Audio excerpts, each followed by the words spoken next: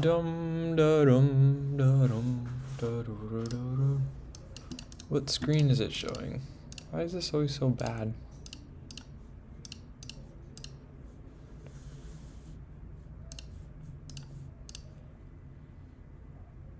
Dum da dum da dum doo doo doo doo. Log out.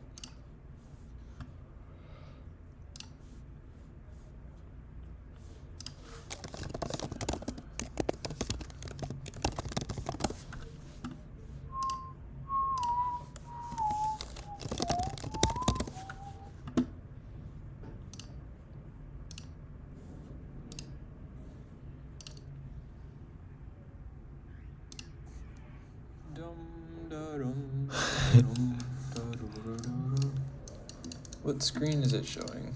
Why is this always so bad?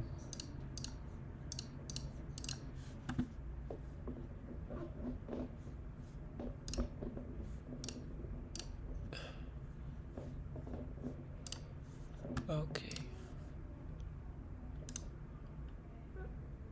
Screen capture.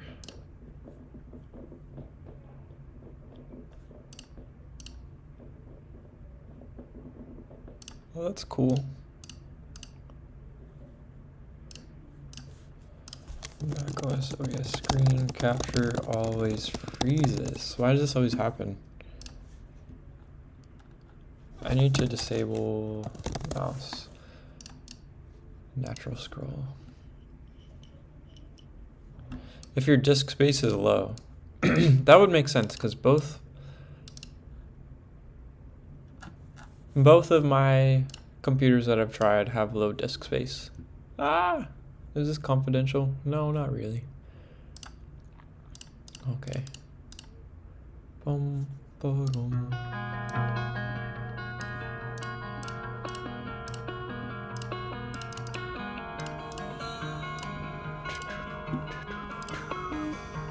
Okay. What is... Okay, this is what I wanted to do. Where do I want to sort this? Daily living? No. I have a lot of sections here. I don't want to have too many sections.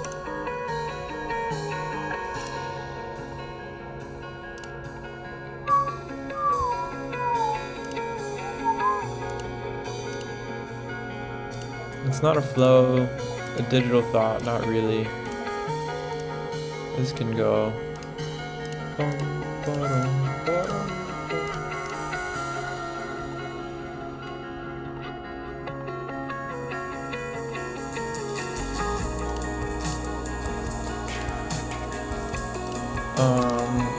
Fixing MacBook.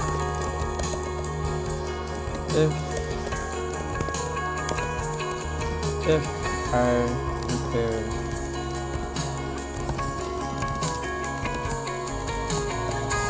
this is what I need to do afterwards.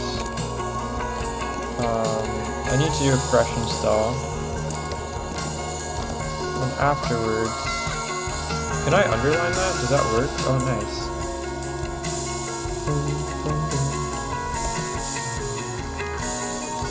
Posts stuff, posts white.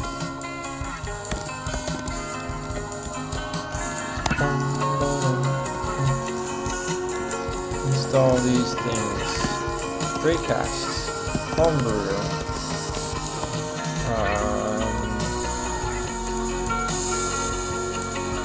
What's it called? Oh, NVM. Node version manager. I mean, I know all the dev stuff that I really need to install, so I'm not going to talk about these things. It's more like the miscellaneous. Well, I can just write these down. Why not? Doesn't hurt. Then cursor.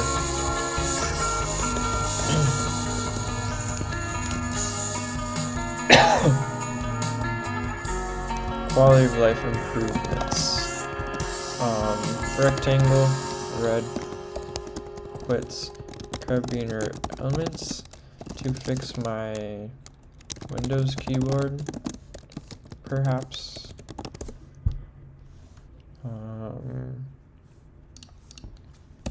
OBS, Nextcloud, Obsidian, iTerm 2.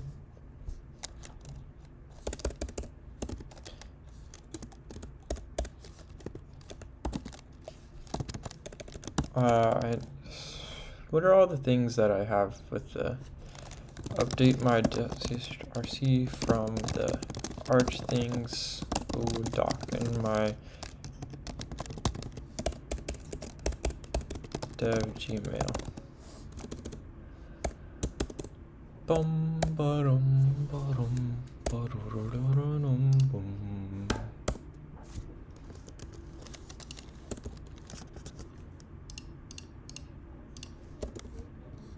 A23.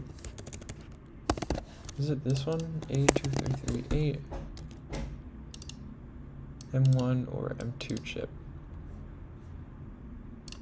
That's the M1 for sure.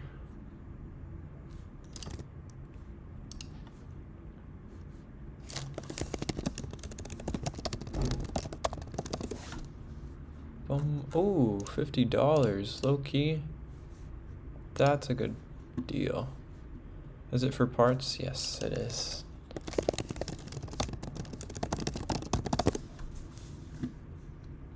$200, $99, brand new.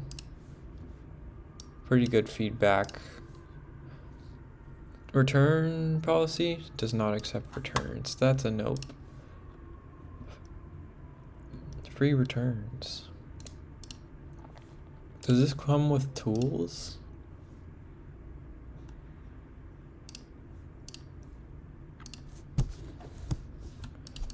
EMC 200? No. Okay. Whatever. We don't need to search all of that. Raycast, Homebrew, MVM, Zen, Cursor, OBS, Nextcloud. Applications. What else do we need to install? Why do I have my Magic Pass on here? Hold on, let me hide the screen. Hide screen. That's so weird. Why do I have my Magic Pass? That's not a default app. There's no way it ever could be. That's so interesting. Oh, she probably installed that. I see. That makes sense.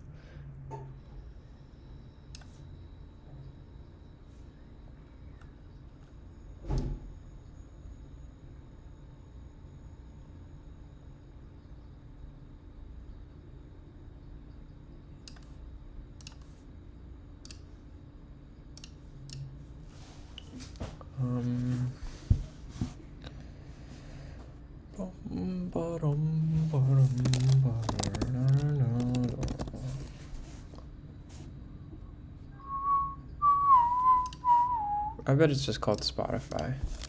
Brew install. Oops.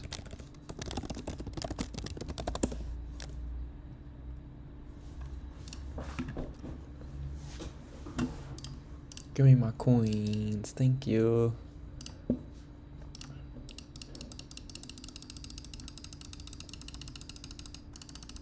They need to update the UI for this browser extension.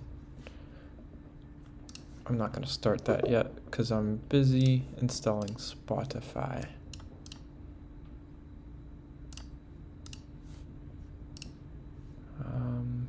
Hold on a second. Can you still hear me? Yeah, okay, you still can hear me. Docs.google.com. Arch stuff.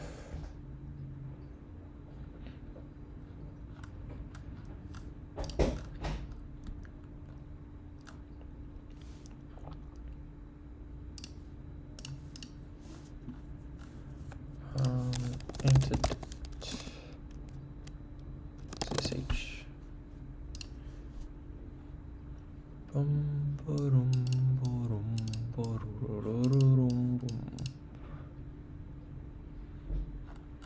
Installation. Brew install antidote. brew install, oops.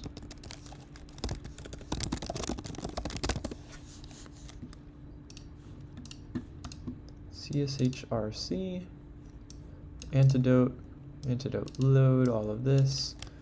Okay, we don't need the bun stuff. We don't need bun completions. I don't think we need all of that. We just need this stuff. We need the antidote stuff, oops.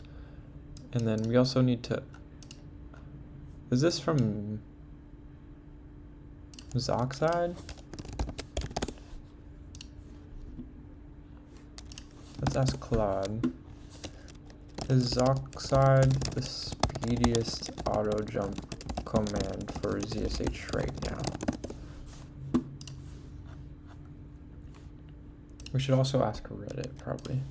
Is Zoxide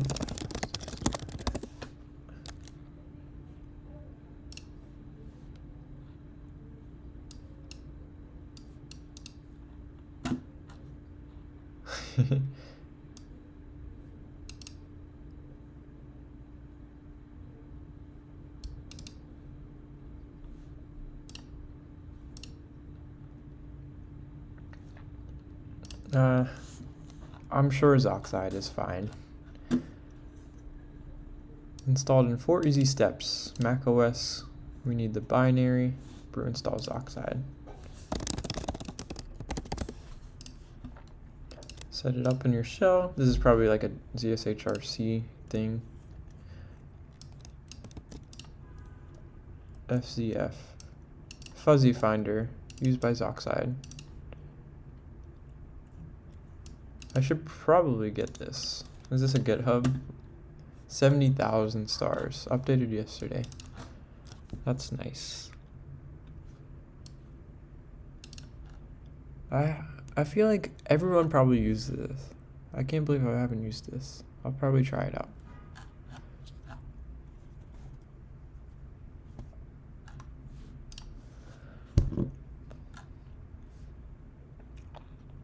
Okay. Zoxide, antidote,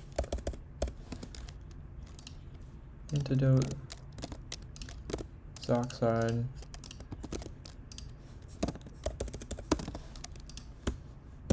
FCF, oops, FCF,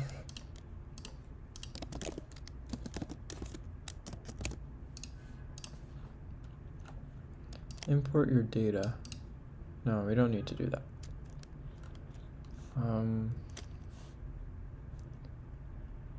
Do I have my ZSH plugins? Okay, here they are.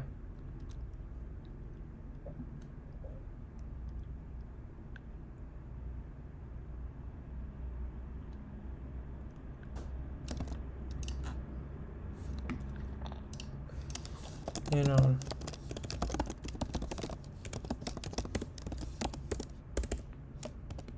oh my gosh, where's the control button on this Mac? There we go. So we have antidote plugins, nano, oops, get me out. Not now, no, sudo nano, boom.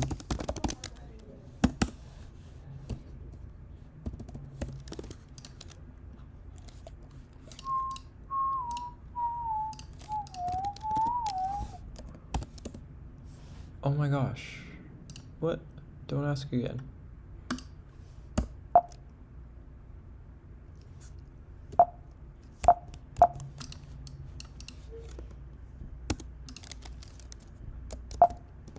What's happening?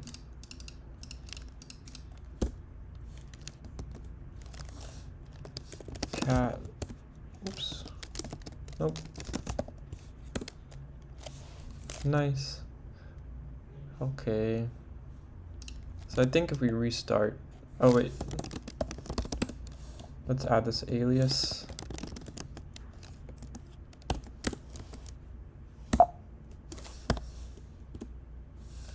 What am I doing?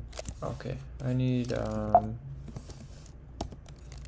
sudo bang bang psj equals z. Boom. So I should be able to just do this. No. Quit. Let's open iTerm.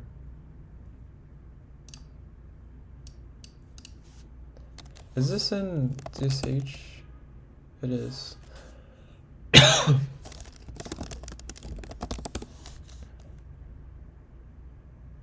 Oh, wait, I didn't fully install Antidote.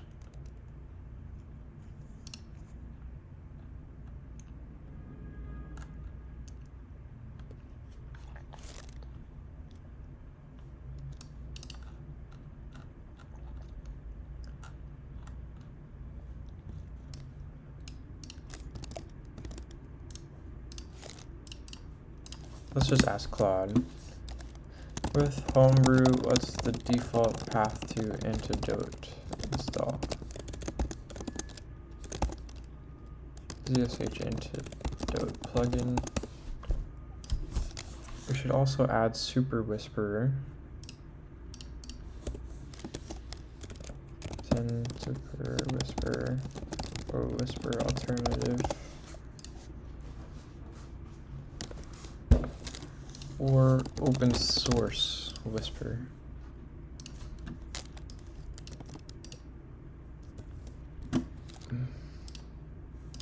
ls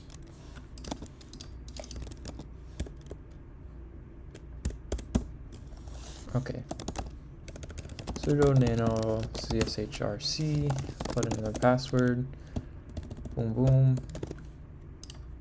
Antidote. Boom, paste this in, and then this will be the path to Antidote. Paste that in, save that,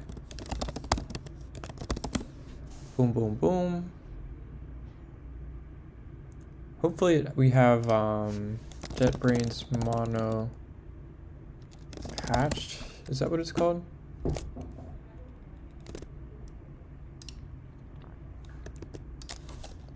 Null exception roundy. GitHub.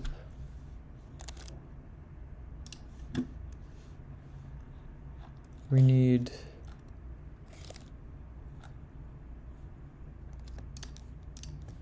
nerd patched JetBrains. Install font macOS.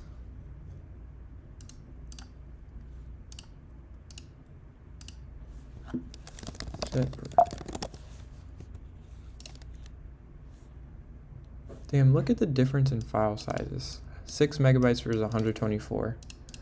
It's insane. Open this file, which will probably open in downloads, right? Yep. Oh, shoot. Cancel. Delete. Boom. Oh, wow. Okay, can we... Okay, font book. I'm assuming we can just put in this entire directory. New font. How do I add font? Add to plus button, my fonts, view all fonts.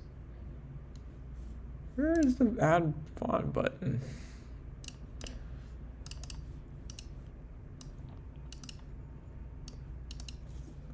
Double click the file in your Finder to open. You can drag the font file directly into the application.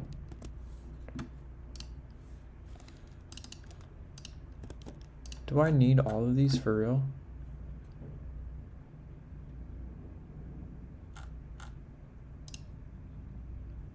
JetBrains mono nerd font mono versus JetBrains mono nerd font. Let's just do this regular.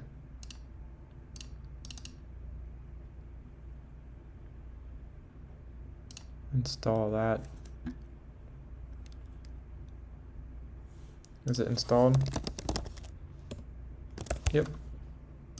Now if we restart our terminal, close you, open you, still no. What is this? Source.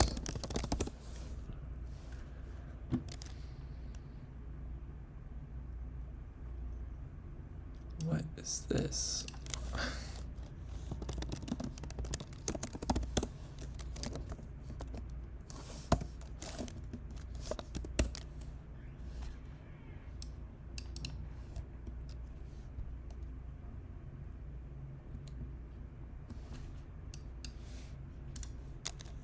New tab.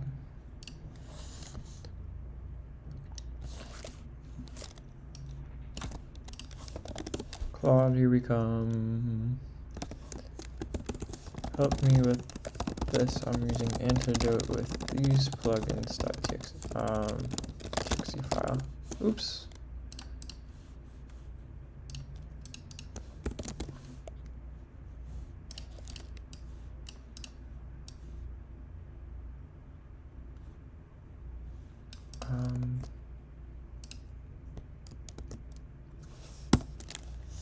Cursor.tsh plugins.txt.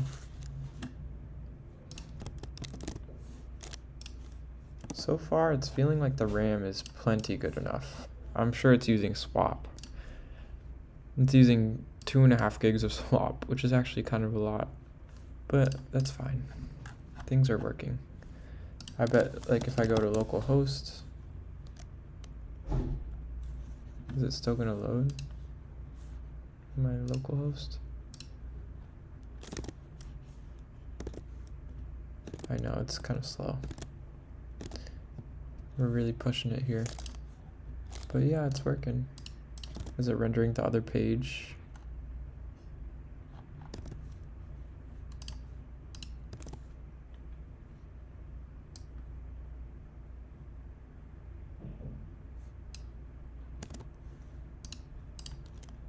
Yep. Very nice. And then if I go to my iPhone, let's check if this app is still working on my phone. We're loading it from Metro.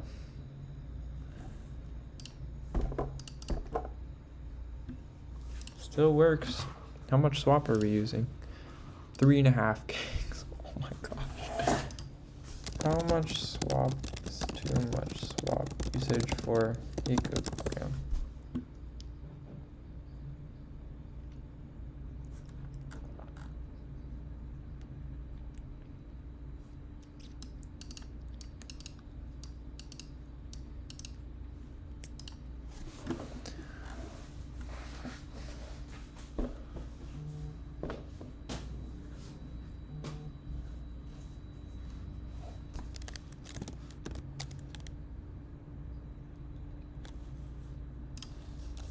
Is there like a zsh init command?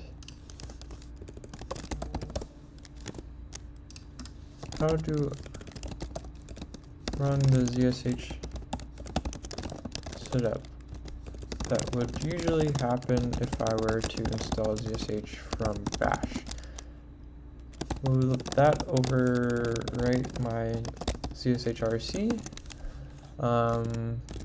And would running that, would it fix the issue? They probably wrote the answer in here somewhere.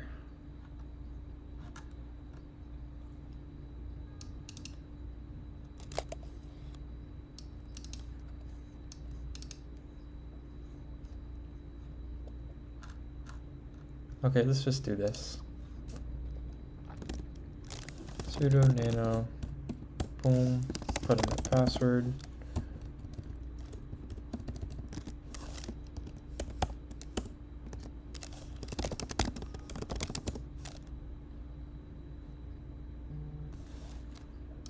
What is up with all the errors now?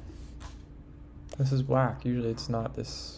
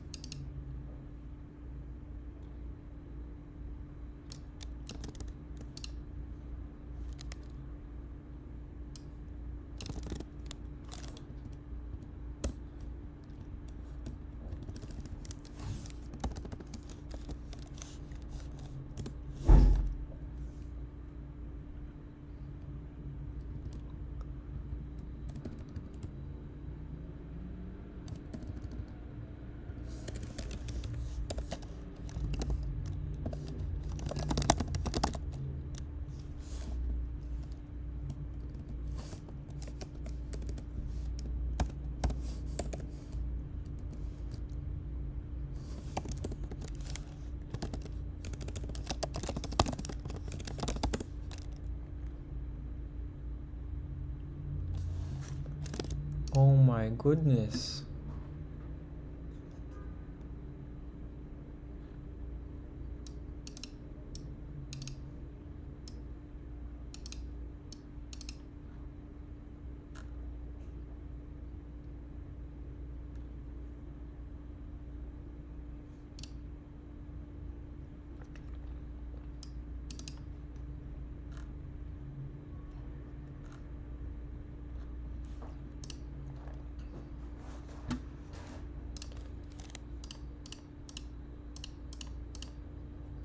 I just want to test changing like a screen and see if it will update, like hot reload. So I'll go to the journal page, journal screen, just change. This is hot reloaded.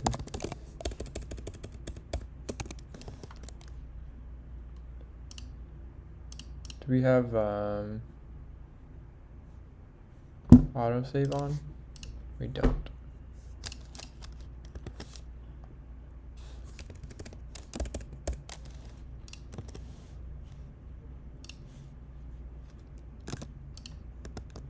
Ooh, this is taking a while. What's the activity monitor looking like? Almost 5 gigs of swap. Not ideal.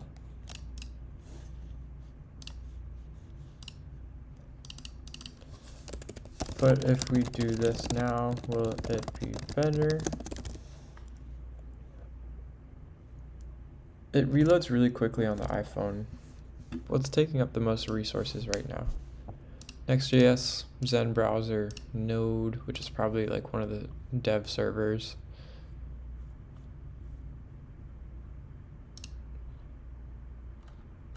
Yeah, I think we'll probably just have to do one thing at a time, development of one thing at a time, which is like honestly all that it really would be. I'm not really gonna have like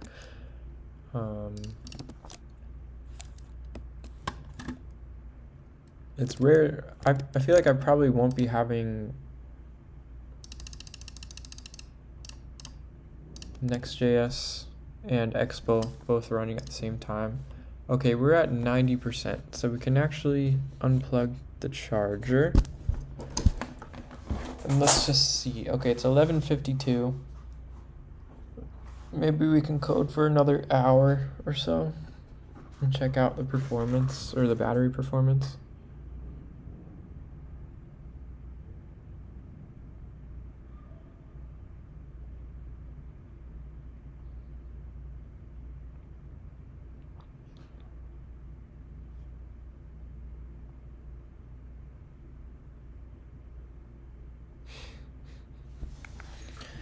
Okay. 91% battery. And it's interesting that you can really feel how pressed the RAM is based on how fast this bar appears, because earlier it was really sluggish. But let's do some Next.js. I think Next.js seems to be a little bit more resource intensive because we are running the Next.js dev server, but we're also running the client as well on the computer, on the same computer, because we're running it on the Zen browser. And Zen browser takes up a lot of RAM actually, which is unfortunate. Yarn web.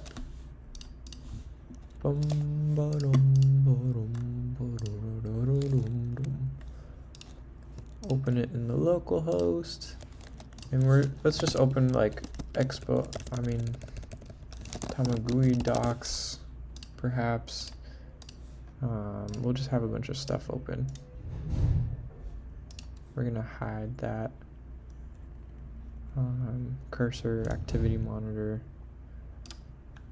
But I haven't gotten that dialog that's saying you have used too much RAM, you need to close programs.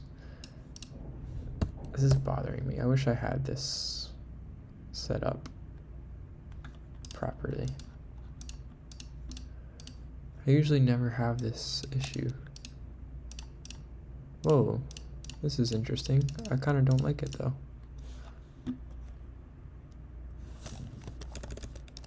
Sudo nano, boom.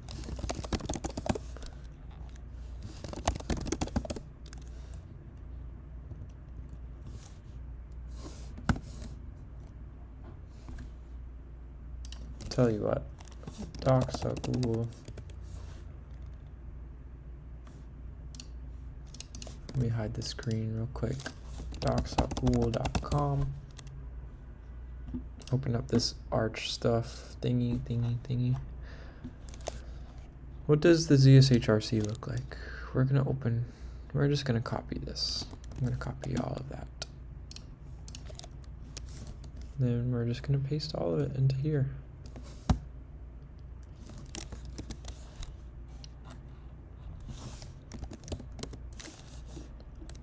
Cat ZSHRC. We don't need half of this stuff. We don't need any of the button stuff.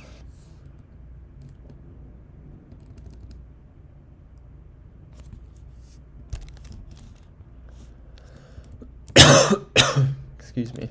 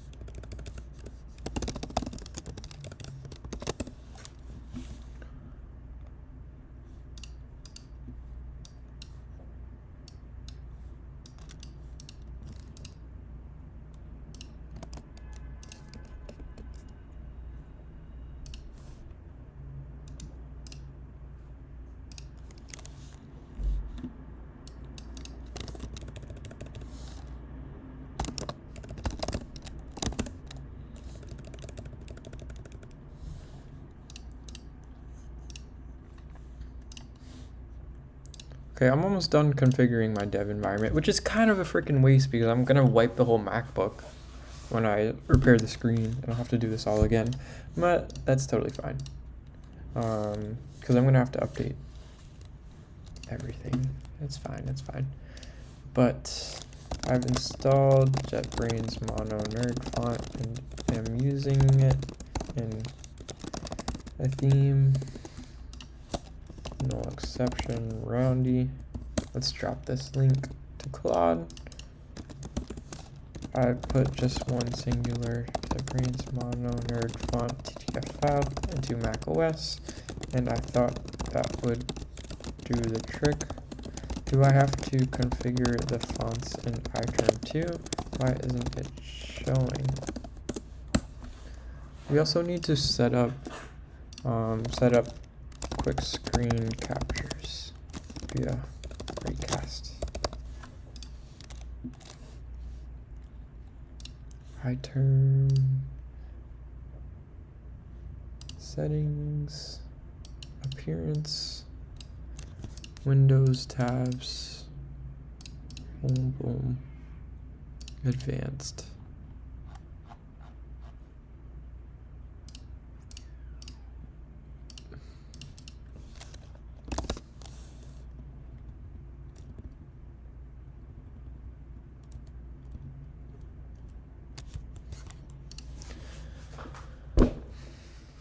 iTerm preferences profiles text.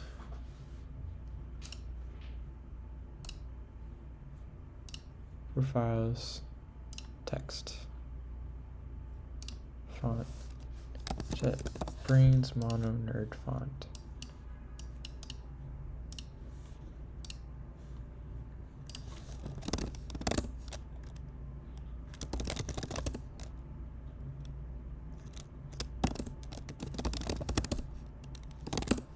Okay, nice.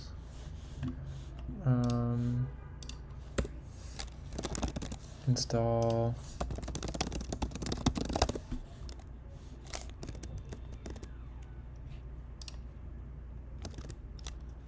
JetBrains Mono Nerd font. Settings. I'm literally just talking to myself. iTerm, settings, profiles, text.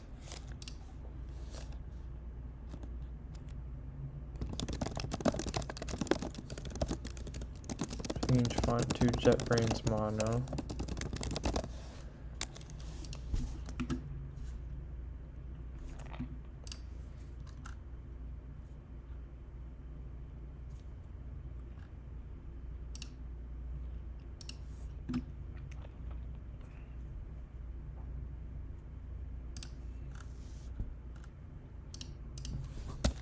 Get SSH set up for GitHub.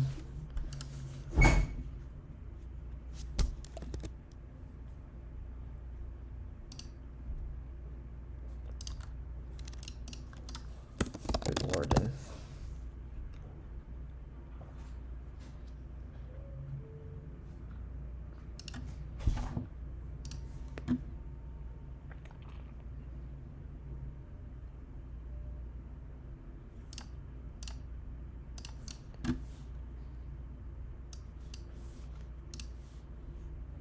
Appearance theme,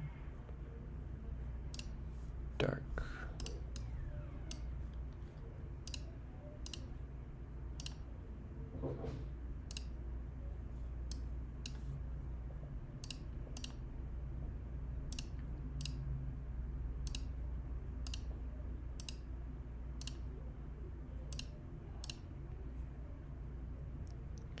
Is there a way to change the colors? Or the background color?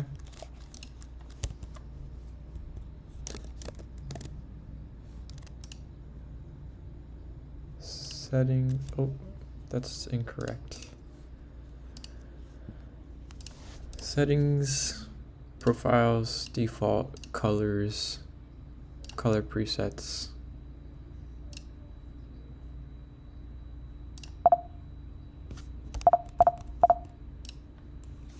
We're actually just gonna go back to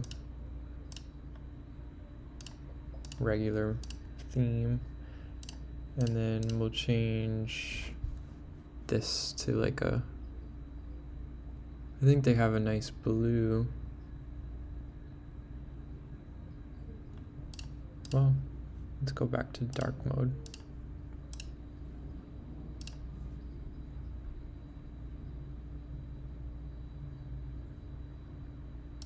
I'm fine with this for now. Server, git checkout, component.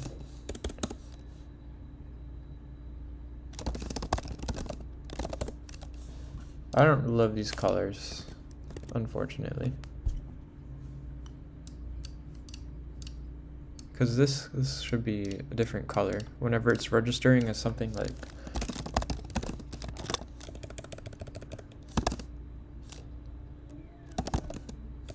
main should turn a different color, because it, instead of MAI, oh, I guess it kind of does. I'm just nitpicking at this point.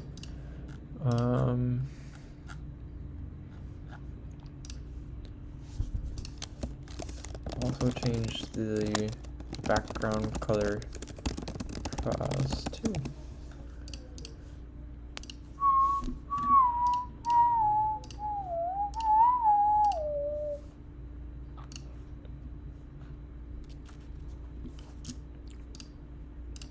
Imagine I did all of this just to find out that I actually won't have enough RAM to do any real legitimate development. Okay, we need to revert that change.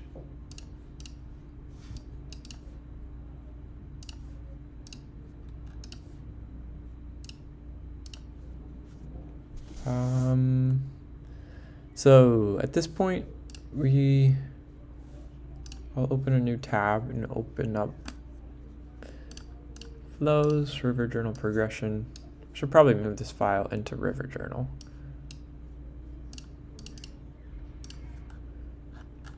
But this was just like kind of a flow. I was just writing down a bunch of stuff. What would I like to do today? So by the timeline, the quote unquote like really shabby timeline that I have here, I've added the lexical editor, styling the lexical editor. On web, it's honestly like pretty fine. I think I would change the margins here, like this margin and this margin, so that everything's a little bit more compact. The journal screen would no longer have this stuff. I think that should go to the home page. So we can start by doing that. Features, we'll open the home screen and the journal screen. I actually kind of do want to griv cd apps mobile yarn dlx expo. Actually, let's do this. I'm curious how bad it'll be if I have an iOS simulator running. Xcode must be fully installed. Please take me to the App Store, yes. Install Xcode, uh-oh. Damn, I can't do simulator because I'm not up to date on Mac OS right now. That's whack. Whatever. Honestly, there are things that are really important for getting to like quote unquote MVP, like adding the editor, connecting it to an observable, doing data model stuff. A lot of this is like really important. I don't know if styling the editor is super important right now, because realistically, there is a text box I can write in it, and that should be fine. Once I have more of the functionality down, I can spend more time making it pretty. So, yeah. I'm gonna be right back for 2 seconds though. BRB for 2 seconds.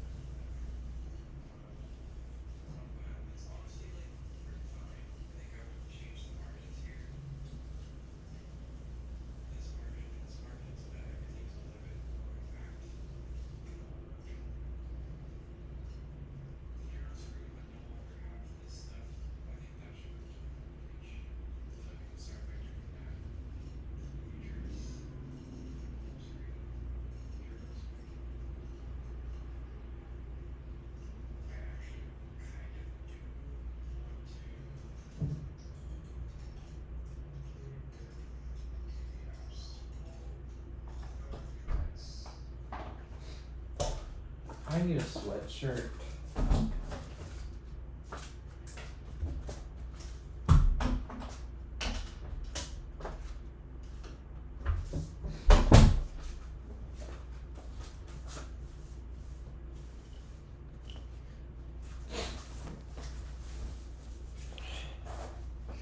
Okay, I'm back at it.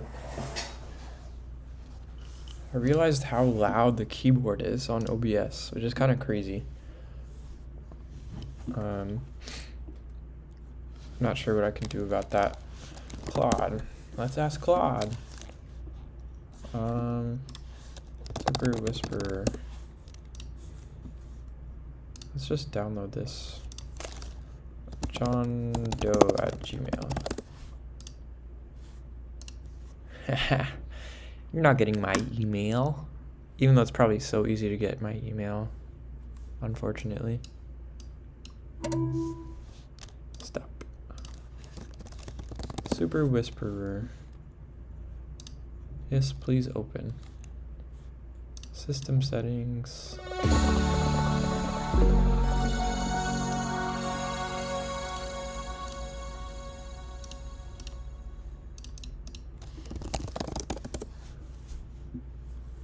Feeling a little bit slow right now, this computer is. Activity monitor. I'll bet it's like 3 gigs of swap. No, it's not. Still feels a little bit off. Enable in system settings.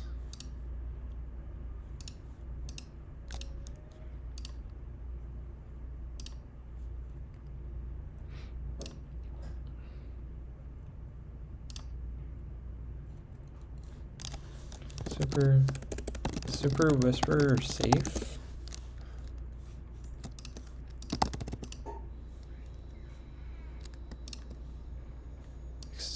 Extremely stable, smooth, and reliable. Its value for me is on the unlimited LM access. Yeah.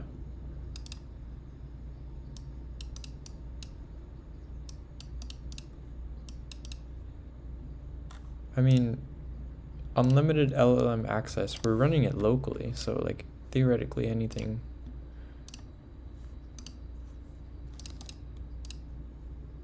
Press and hold.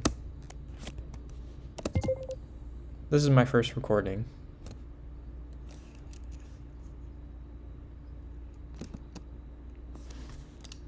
Do do do do.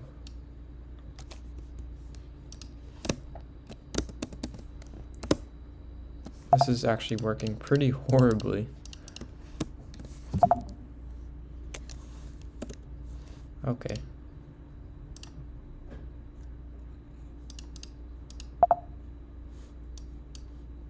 Blah, blah, blah, blah, blah. Thank you. I did all that just to forget what I wanted to even ask Claude. Oh. I am on an M1 MacBook Pro 2020.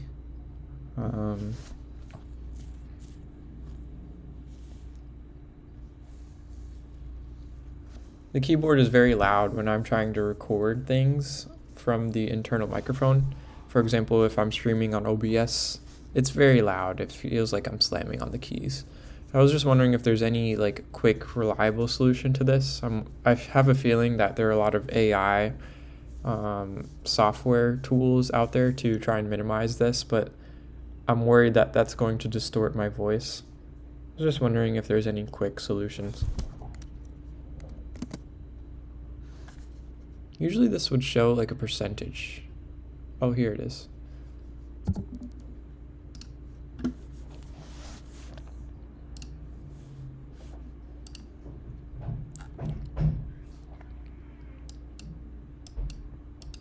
CPU is doing fine. It's mostly just the memory that's kind of rough. OBS audio filters, noise gate, macOS voice processing, sound, input, MacBook Pro, use ambient, noise reduction, ambient, Nope, I don't see that. That's fine. Whatever. Okay, let's start a Pomodoro. Pomodoro.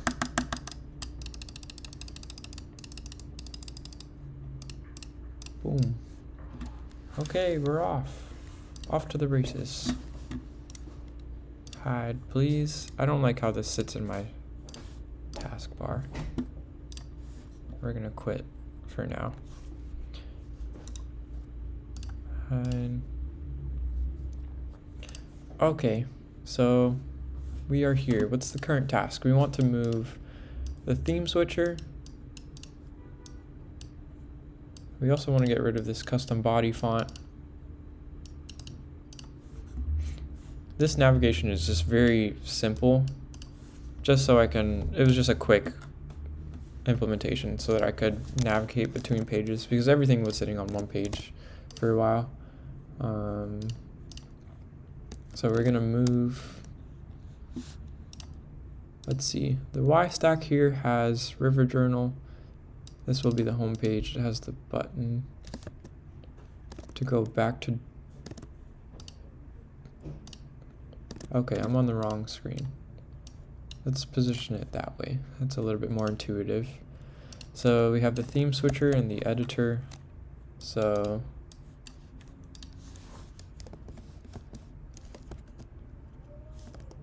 okay, I'm trying to learn the hotkeys.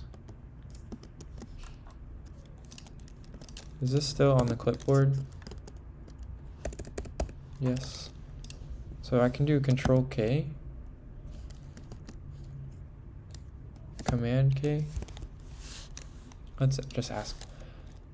Mac OS cursor, what's the hotkey to delete a whole line of code without copying to clipboard and with copying?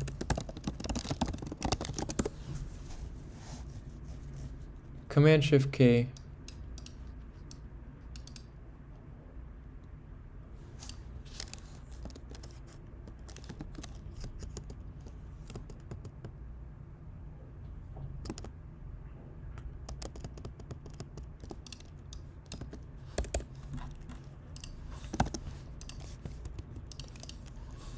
Command Shift K.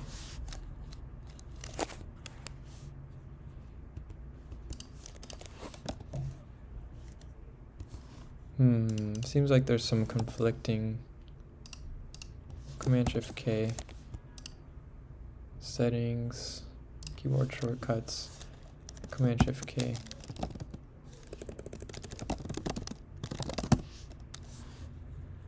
Delete line. Open edit. We're going to remove this. Boom.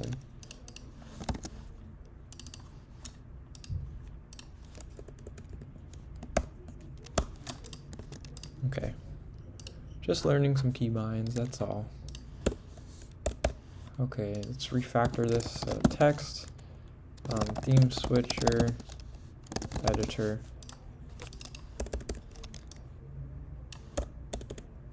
Import.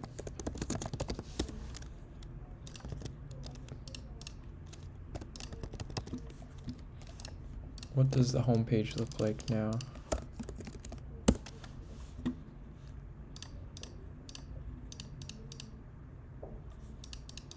Oh, I'm sorry. The editor is not supposed to go here. It's supposed to go somewhere in here. I believe here.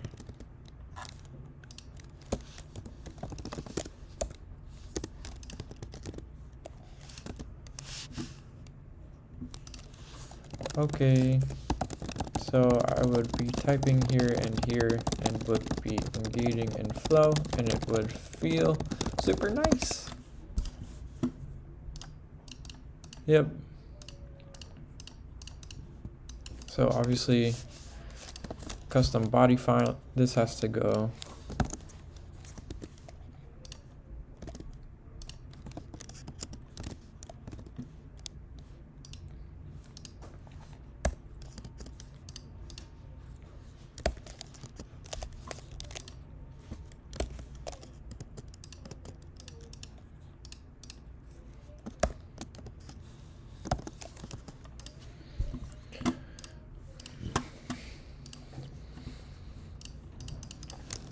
I would be typing and typing and typing.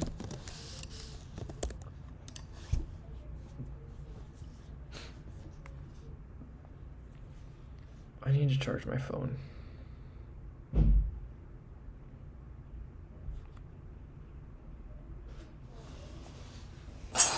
Oh my gosh. This whole time, I've been coding next to a pile of glass because I shattered a Tupperware container, and it's just been sitting there because I wanted to code River Journal so badly that I just swept it up, but I didn't put it anywhere. I just wanted to code. I just want to code.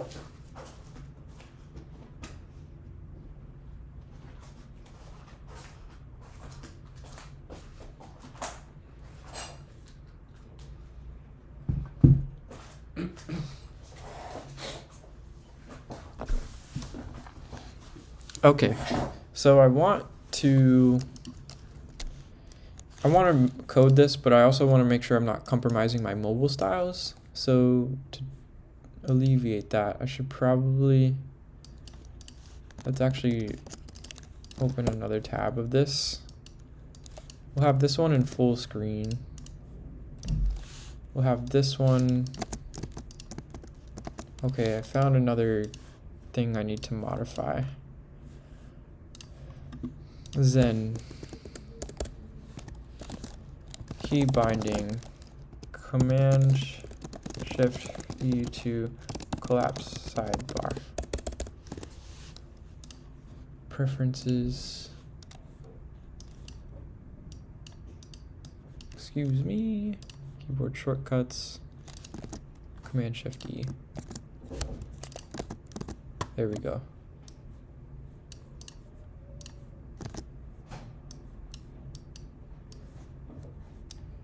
So this will be like our mobile screen. Mobile will look something like this.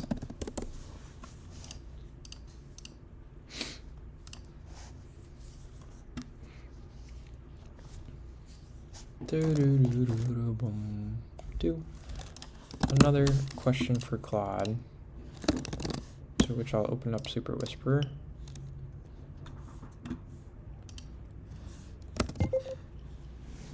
And macOS, how can I get it so that if I have two windows of a browser, clicking on one in the dock will open the first one, but if I click it again, the same icon, it will open the other window, similar to how Windows behaves.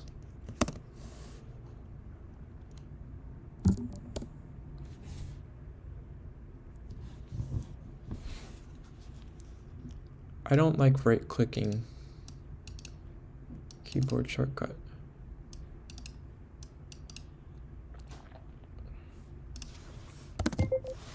Do any of those third-party dock solutions completely overhaul the dock? Because I still want the native macOS dock. I just want that added functionality. So if HyperDock is going to remove the macOS dock and re-render its own third-party dock, I wouldn't want that. So are there any good options for this?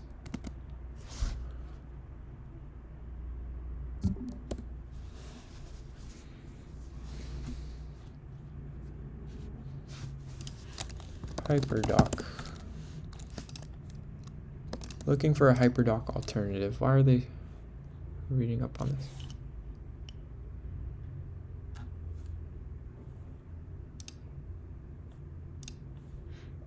Is it dead? It looks pretty old. macOS dock view. Question, Cloud, is there any open source? Are there any open source solutions?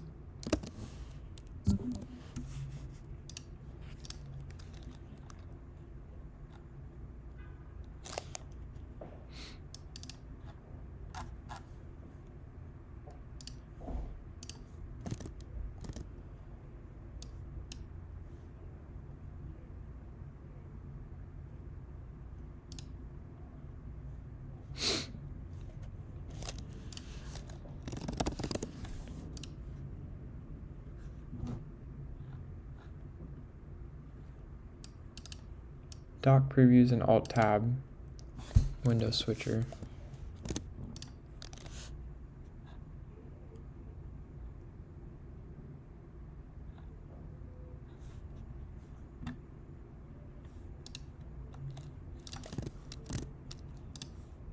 Let's try it.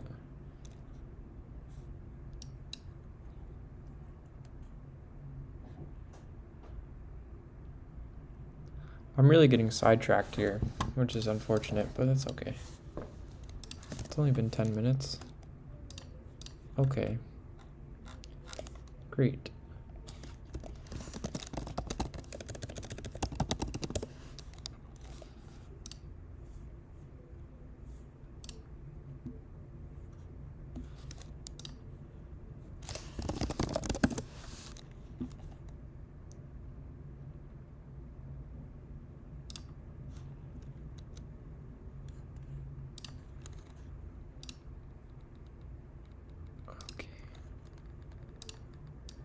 Excuse me.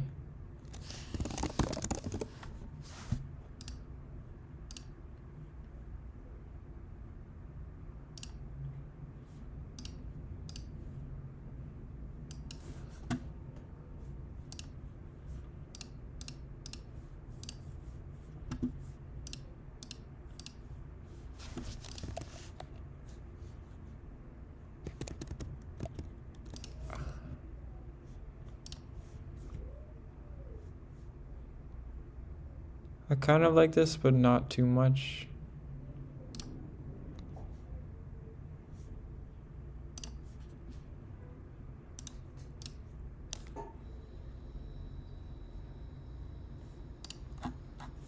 What is it built in? Okay, it's written in Swift.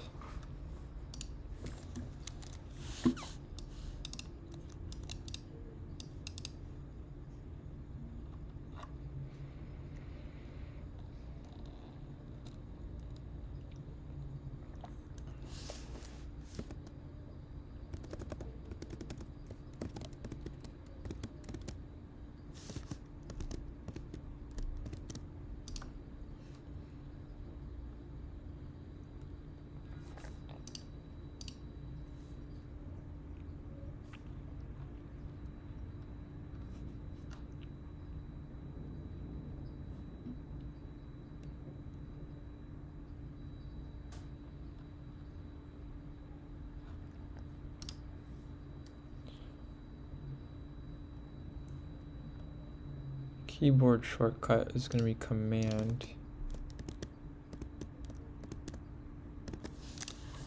Claude, I have you open.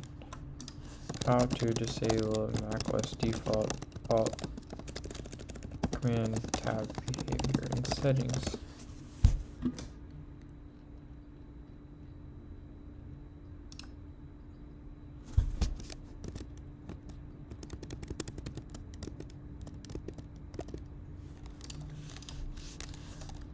Doctor. Do people have opinions on Doctor?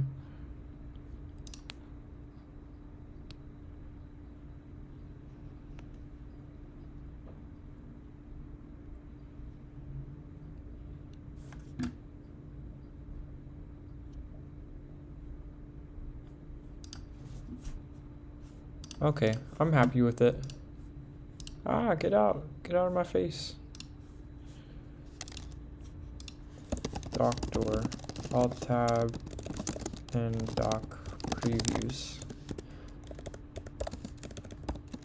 I'd like to find a solution where clicking on the same icon of an app with two windows will alternate between the two. This is a big problem for browsers when I have multiple windows open.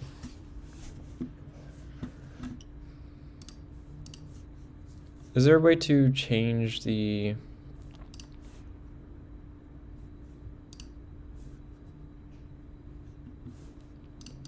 the speed that it shows up?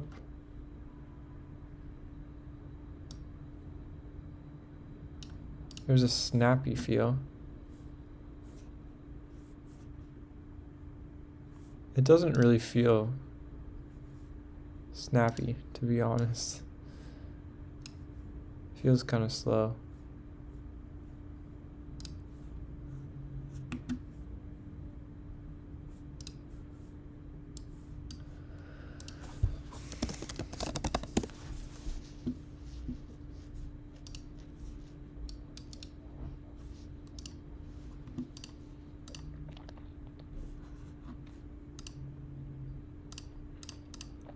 Okay, back to development.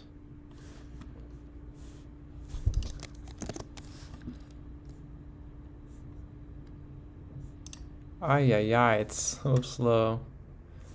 I'm gonna close it for now.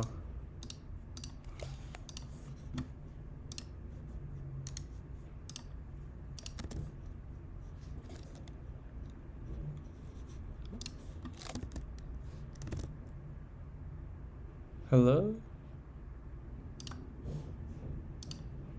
Okay, we're at 66%. YouTube.com.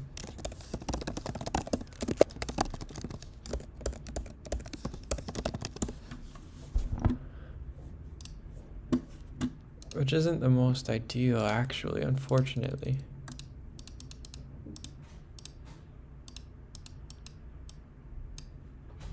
When did I hop off the charger?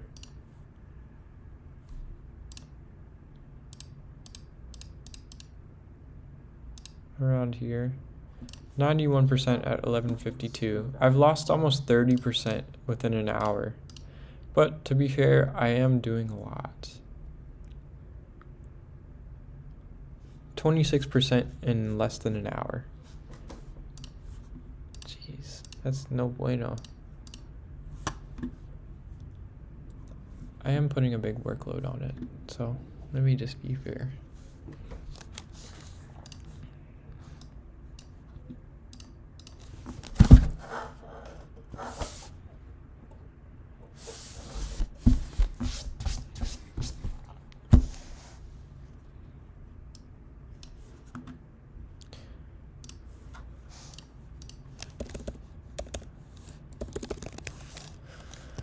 Should I fix this MacBook?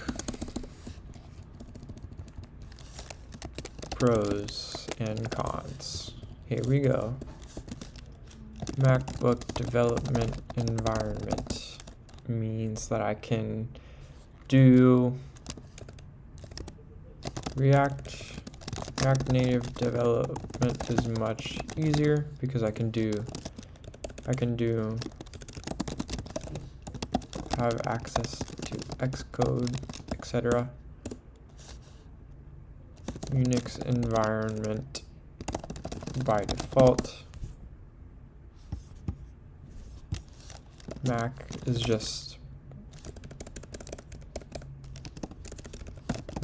is just better than Surface Pro for development, it feels. Cons, costs probably $250 to repair. Screen, tools, 8GB of RAM. Is the battery performance really all that much better compared to my other laptop? Honestly, perhaps it is. It feels like I'm throwing everything at this computer right now. Dev server, browser, Obsidian, OBS, some documentation, installing random crap, running a 240Hz display. It's consuming a good amount of battery. Wait, however, I realized that the battery, this is irrelevant because the display is being powered by its own power.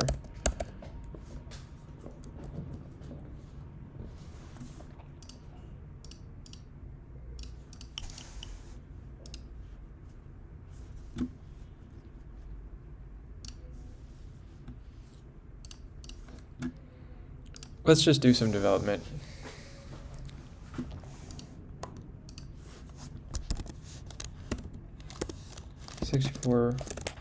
%, at 12:39. It was at 91% at 11:51.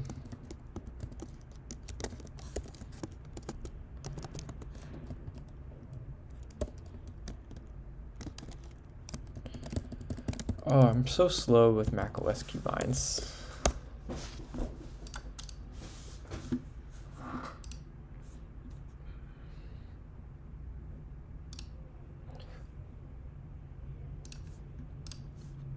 Okay.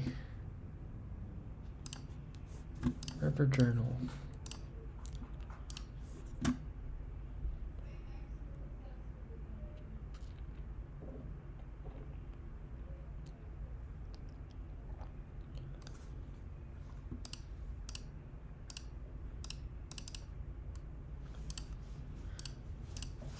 So I would be writing here. It would be so dope. Okay, what am I doing, Charlie? Let's actually do some code now. You've been doing a whole bunch of just like configuration and exploration, documentation. We haven't been actually coding. So add lexical editor, style lexical editor. We're not gonna, this is not super important.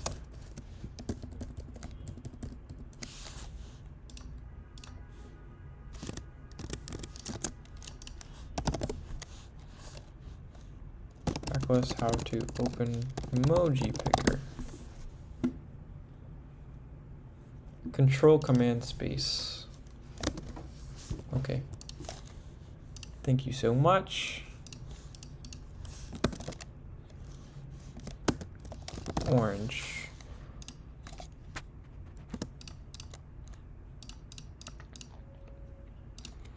Connect lexical editor state to an observable.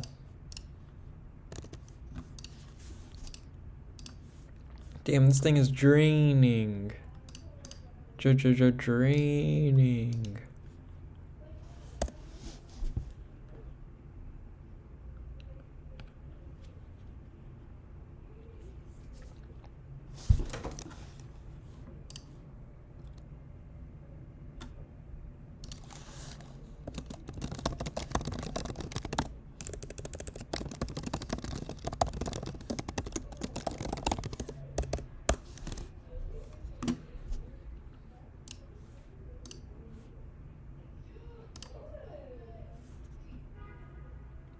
Okay.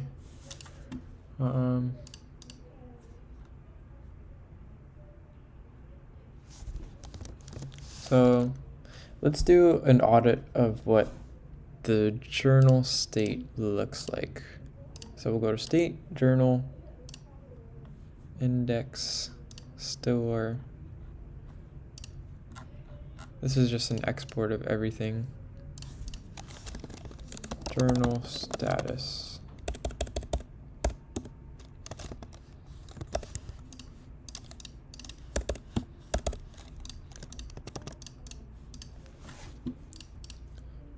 Sync observable, configure persistence.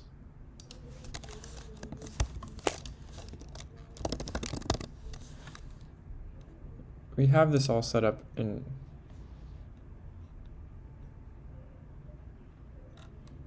initialize app.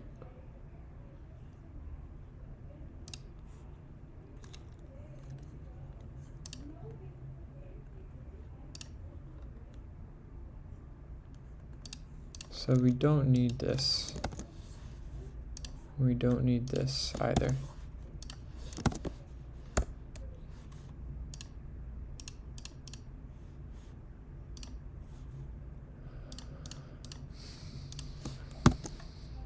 Or that.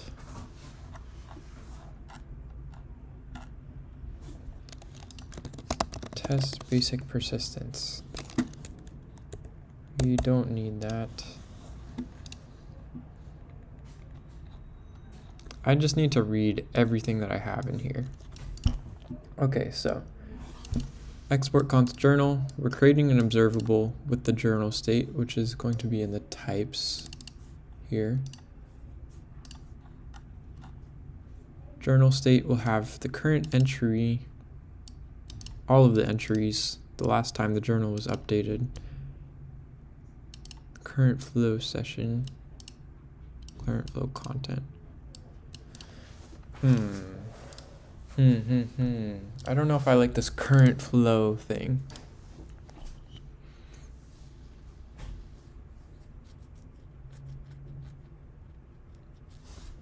I'm thinking of just deleting everything here.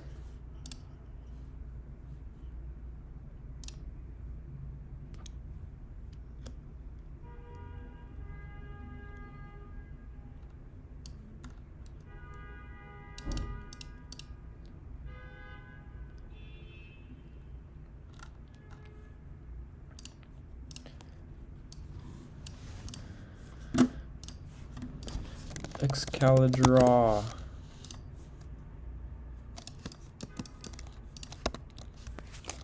So we're going to have this big old journal, which will have entries, a list of entries, last updated. Okay, let's think of this in terms of Supabase, because everything is going to be synced to Supabase. So it'll be like a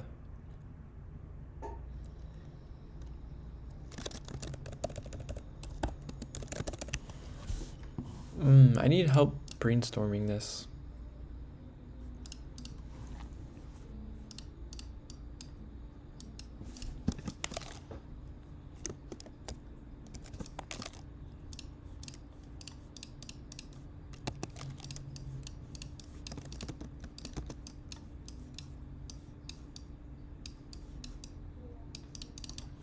User.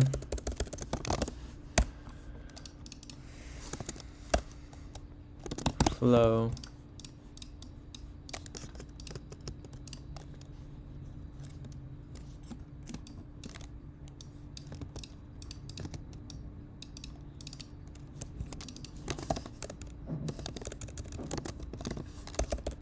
Daily entry. Would that be a little bit better semantically?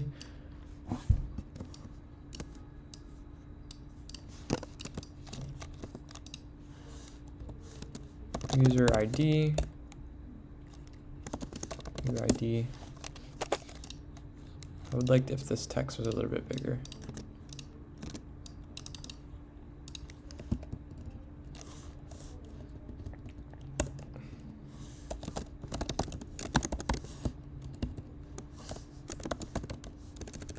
We're going to ignore the types for now. Needs a user ID.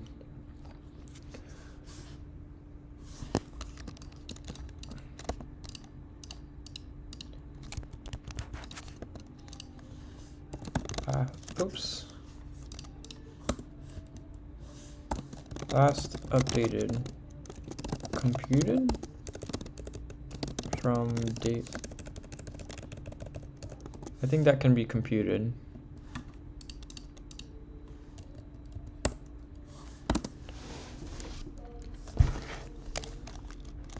Entries. Daily entry. Like that.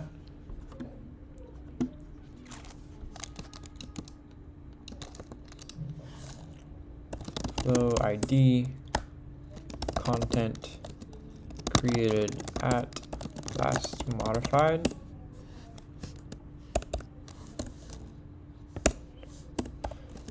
Computed character. Word count computed. I don't know if I actually need to store these. Especially this one. Is there a way to highlight?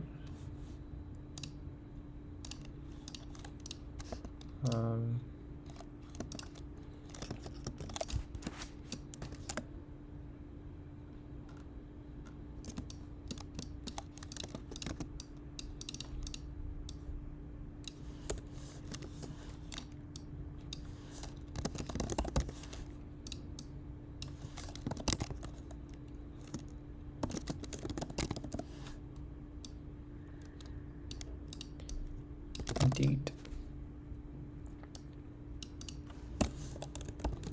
Below count. Computed.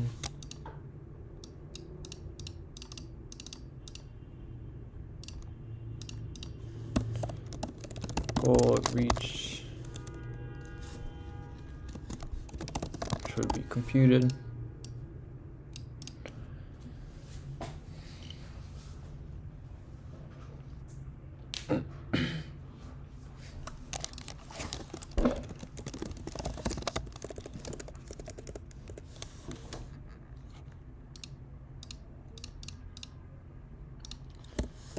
Time spent computed.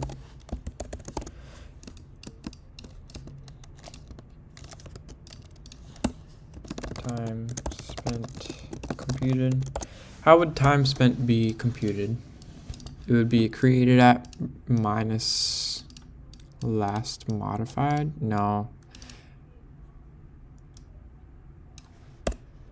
I think time spent, we would have like a ticking counter for this.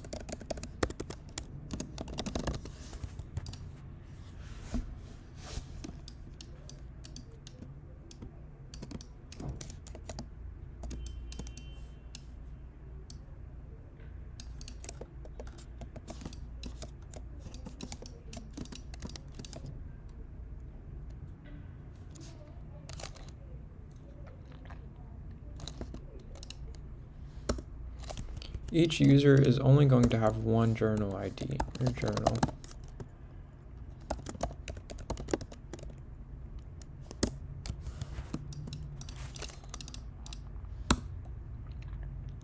Does it make sense to have multiple tables then, if user and journal are both going to have the same primary key essentially?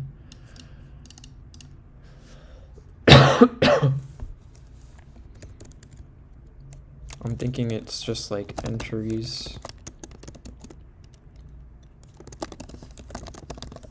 like that.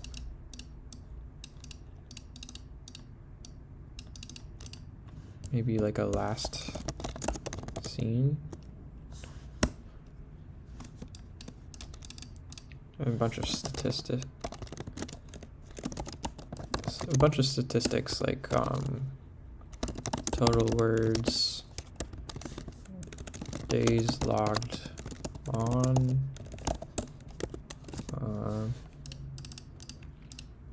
yeah, I don't think we need this one.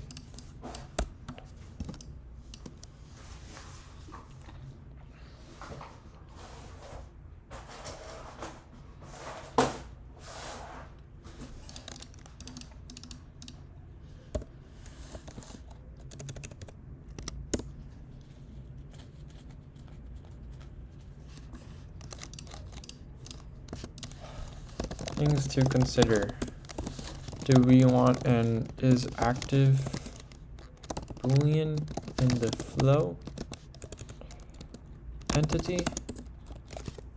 Or do we want an observable that tracks the current active flow by ID?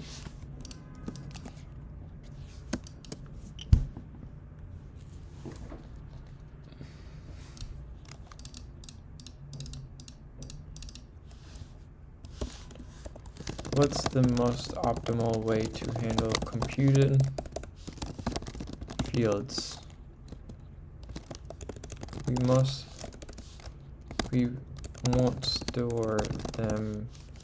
I don't think we'll store them in every single thing. So what's the minimal amount of information that we need in each of these?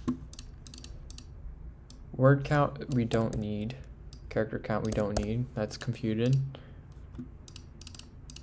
Time spent, I think we'll keep that because we likely will need to keep updating this as the user is in the journal session. Or we could do created at and last modified minus time underscore. I think that's all we need.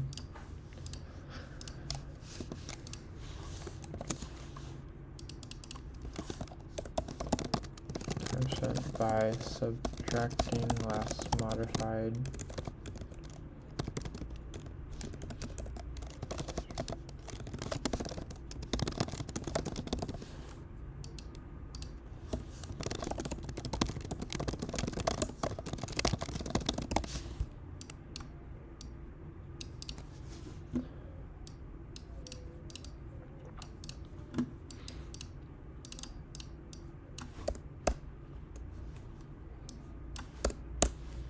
We don't need any of this.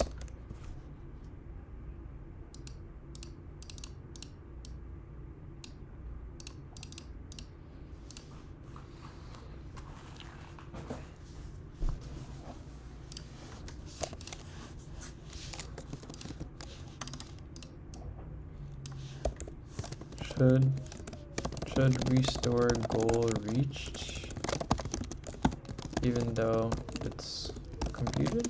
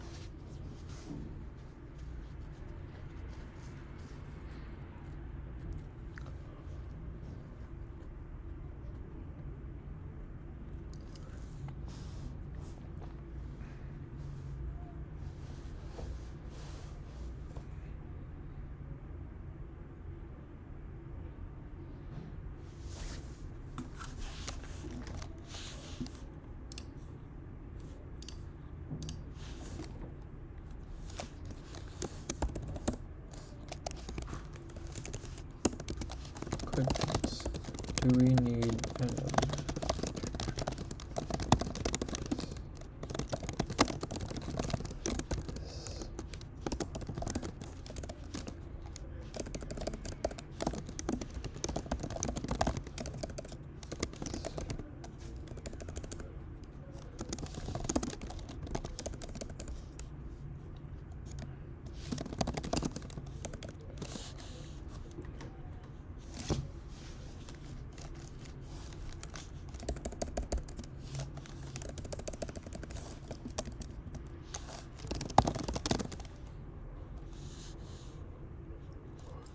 concerns over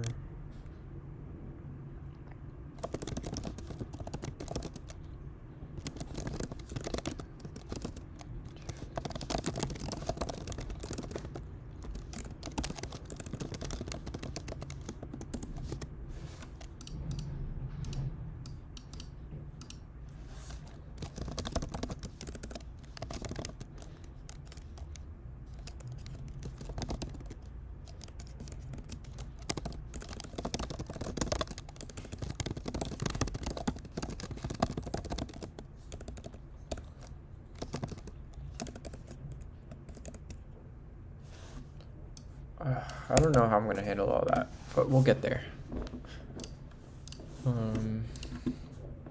Our current data model.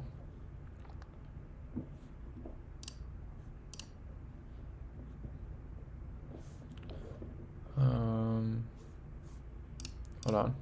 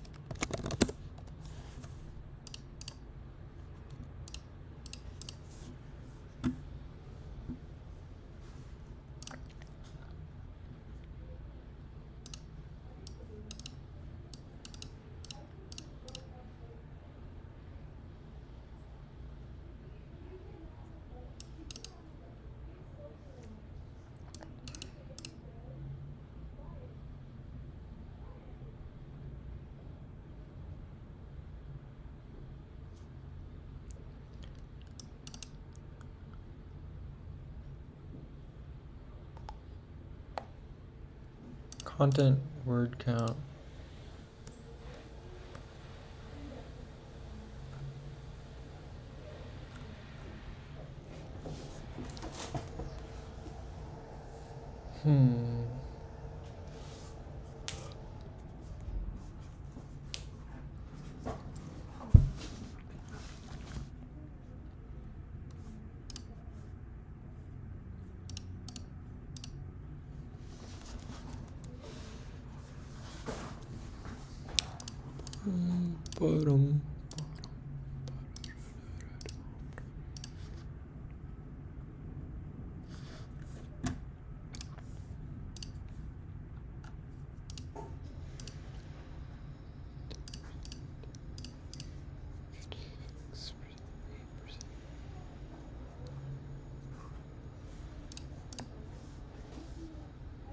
After 20 minutes.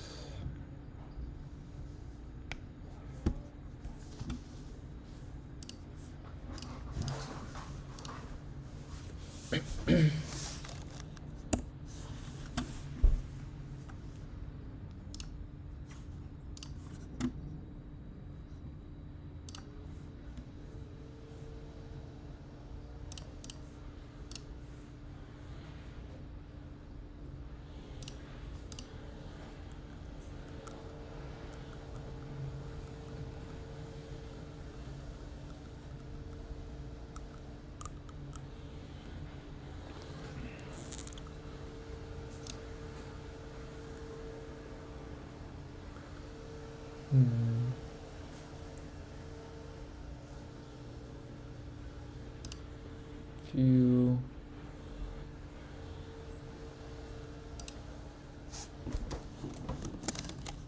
Preview.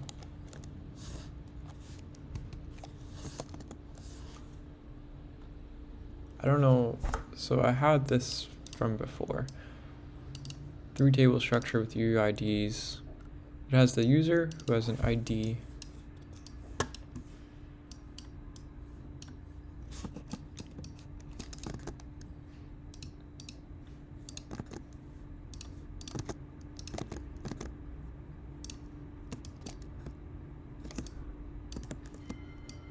User has an ID, a username, preferences, and that's it. There's no tie. Daily entries would group the flows by specific user. So in this case, daily entries is stored in the users. It's like a list.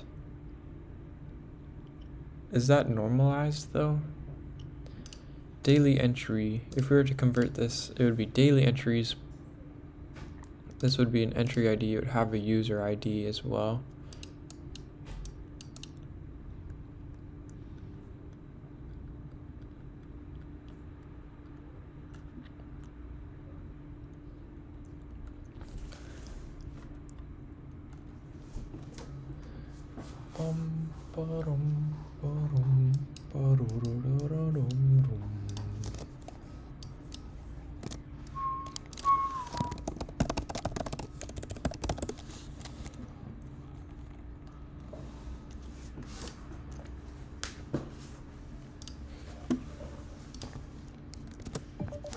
Hello.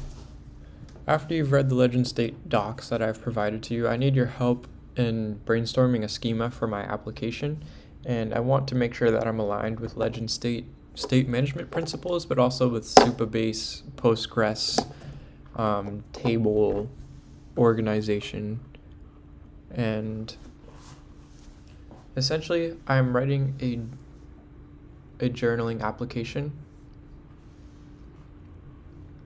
The journaling application will consist of flows. Each flow is essentially a writing session. It occurs in a singular writing session. Users can't go back and edit a flow. They are read-only after a user has finished a flow. And so each user will need to be able to store all the flows that they have written.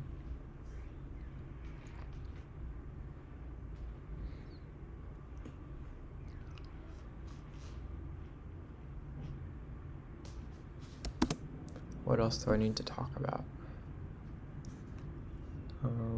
Read-only flows. Oh man.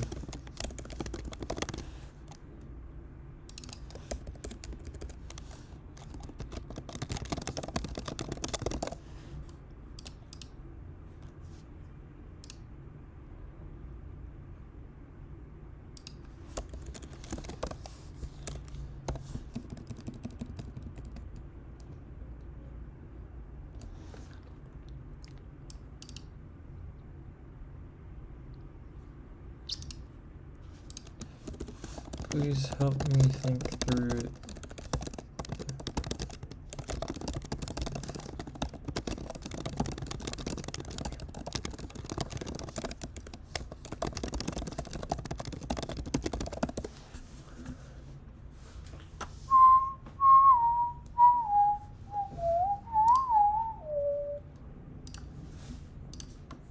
Entries, users, and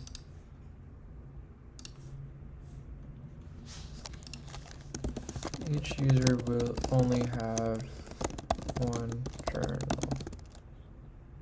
So entries are by date.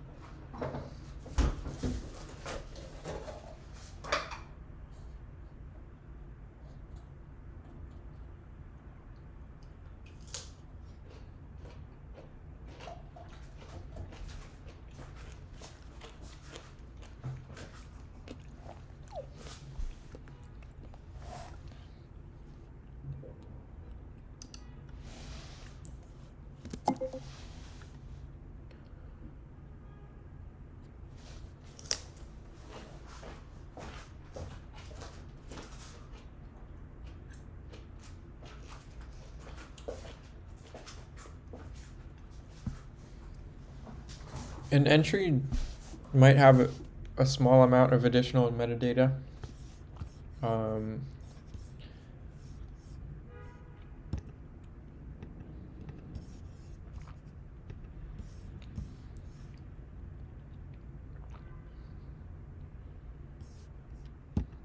For example, it might have like a goal reached. I think we would set a word goal, like 750 words per day would be the goal.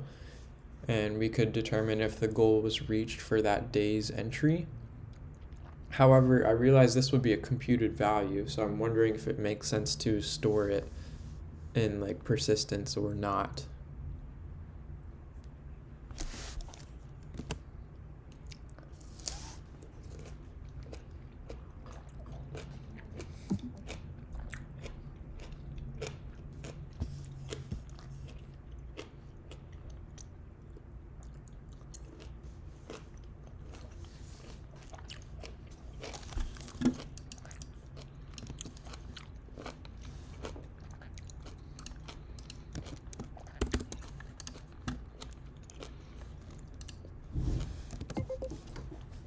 The structure of the content will be simple markdown text. We will be writing in a lexical editor, but we will always be saving the text as markdown, and then within the client, we will be handling the conversion between markdown and the rich text editor JSON. But to answer your question, we will be using markdown. When a user starts writing, the application will create an entry for the current date if it doesn't exist.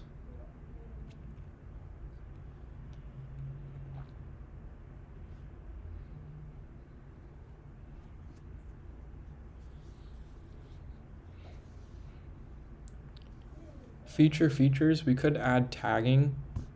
It would likely be to individual flows, and once a user has completed a flow, they could add their own custom tags to those flows.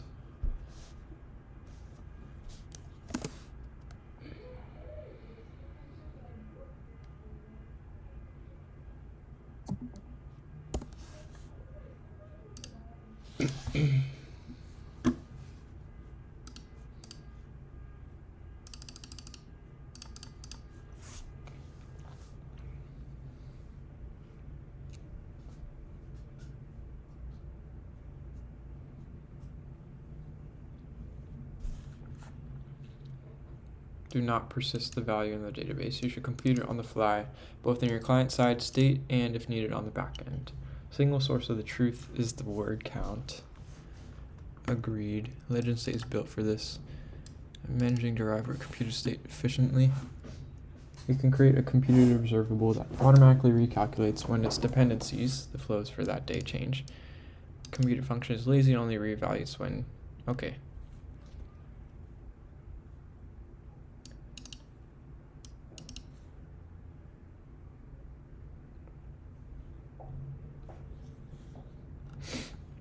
Entry equals an observable. It has these flows, and we added a computed property.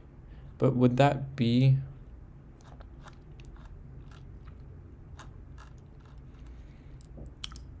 profiles, entries, and flows, and then we could have tags and flow tags. Okay, so this would be like my user table. ID, username. We do need that.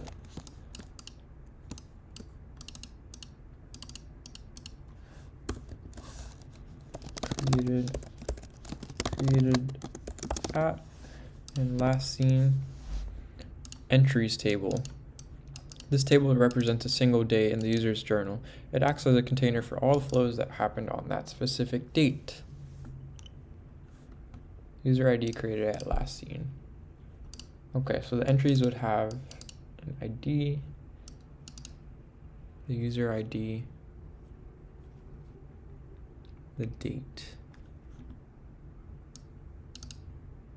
A unique constraint on the user ID and the date to ensure that, yep, that makes sense. Created at, updated at.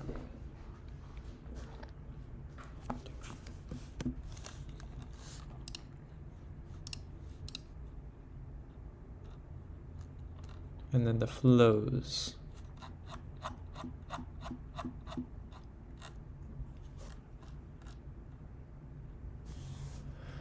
ID, entry ID,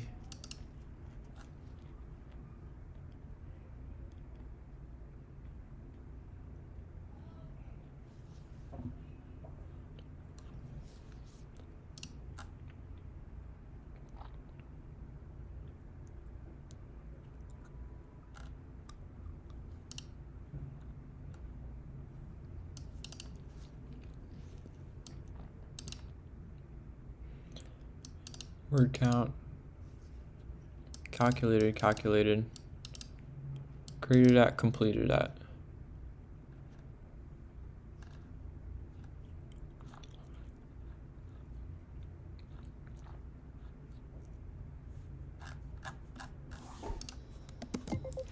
Thank you.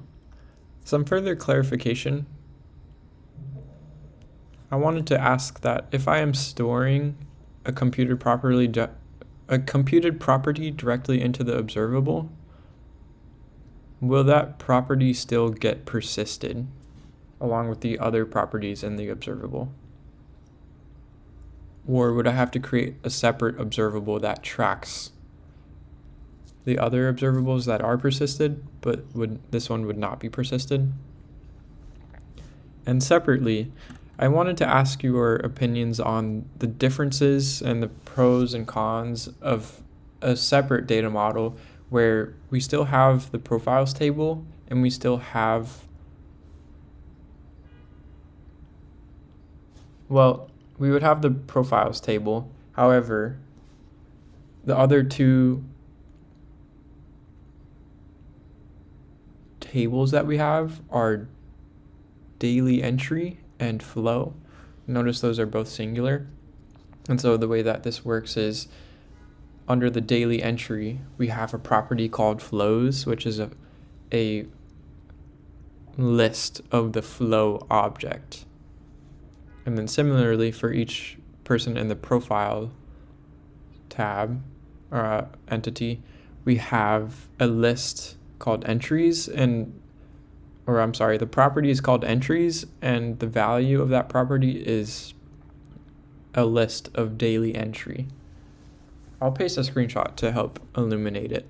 I'm just curious on the benefits and drawbacks of this approach.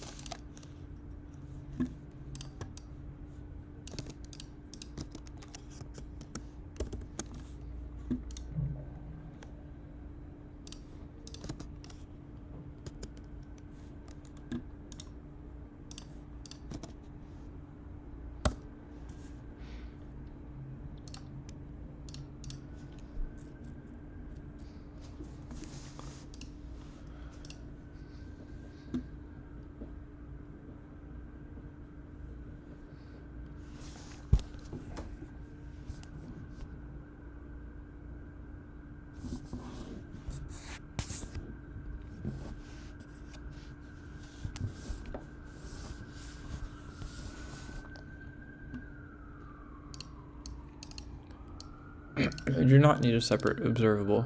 What gets persisted? Persistence plugins, whether for local storage or remote database, work by serializing the data state of your observable. That means they take the raw values, strings, numbers, objects, arrays, and save them. A computer property is not data, it's a function that derives data at runtime. When your observable is serialized for storage, functions are ignored. This works perfectly for your needs. It saves the raw data. Very nice. That's very, very nice. A common architectural choice. A relational model versus an embedded/document model. Okay. I see. Okay, that makes more sense. I was just thinking in the wrong kind of framework. Scalability. A user can have thousands of entries and flows over many years, and the performance remains excellent. Each new flow is a tiny independent row in a table. It's a small insert operation. Slightly more complex reads. To get a full day's entry with all its flows, you might need 2 separate queries or a query with a join. However, this is a standard operation for which relational databases are highly optimized, and simple basis client libraries make it easy. Thanks. I see why the relational model is better. However, I'm curious for legend state purposes.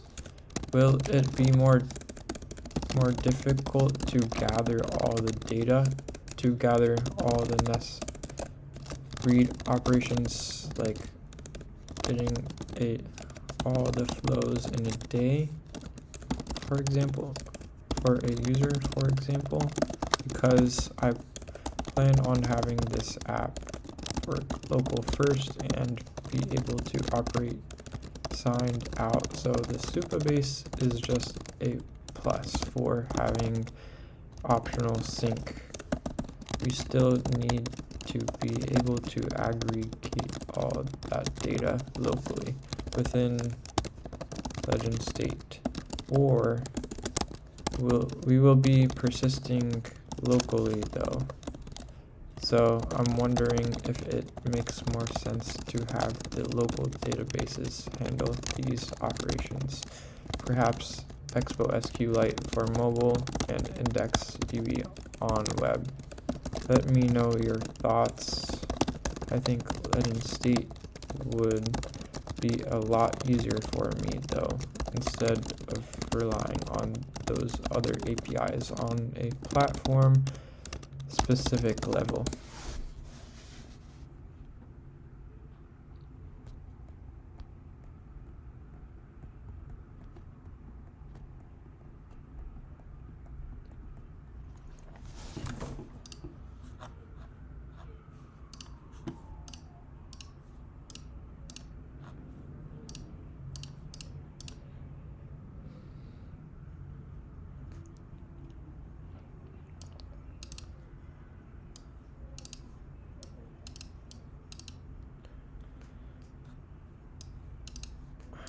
Okay.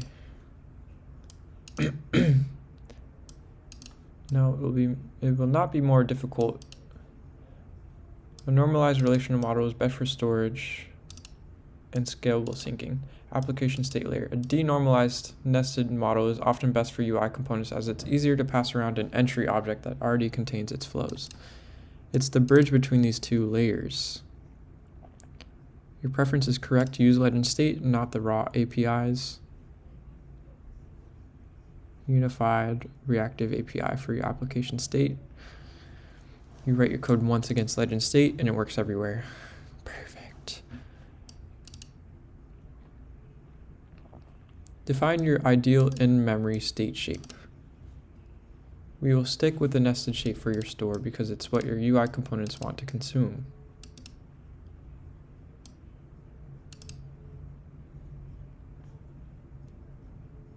Entries.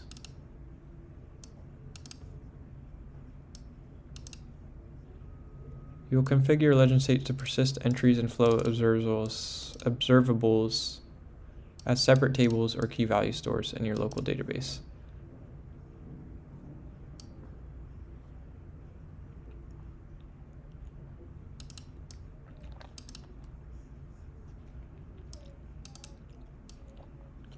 You're filtering an in-memory object.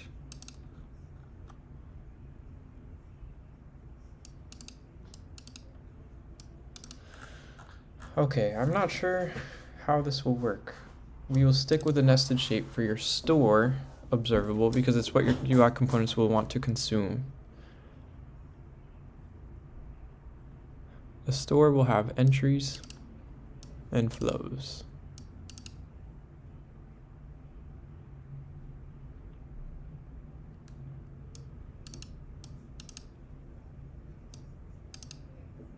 This is a computer property pulling from the flat flows map.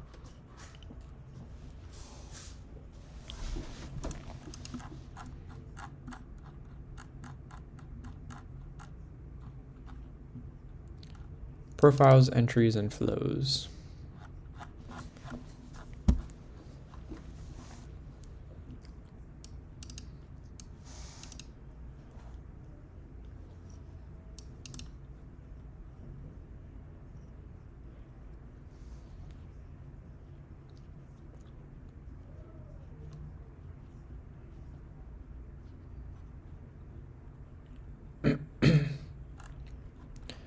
Perform read operations with computed observables.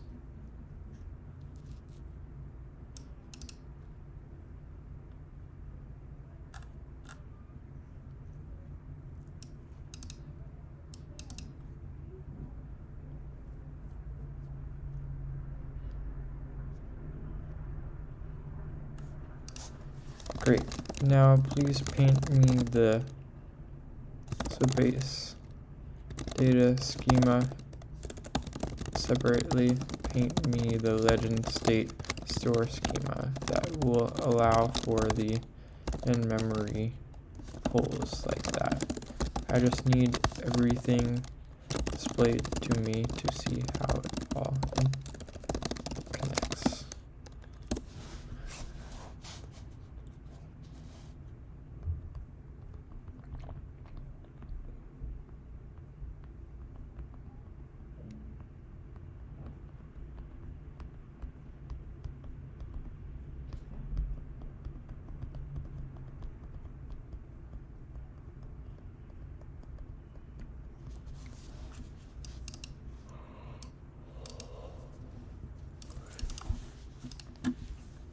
Profiles, entries, and flows.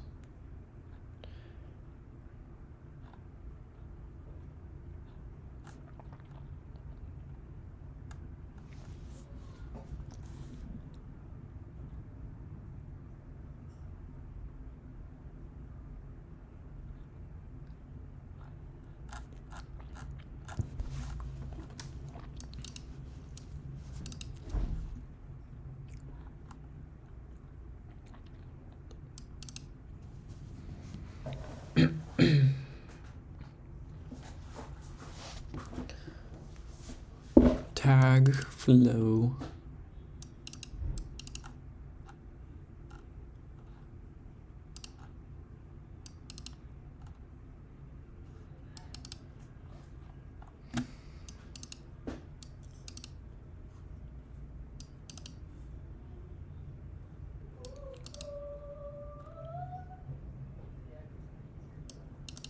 The main store holds everything in flat maps for easy persistence and lookup.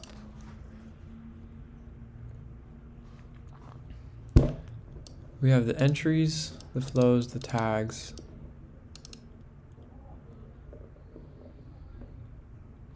I'm having trouble understanding all of this, actually, surprisingly.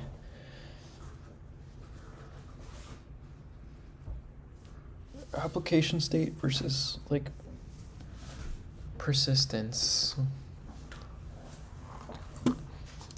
Thanks, please give it, but without the tag stuff.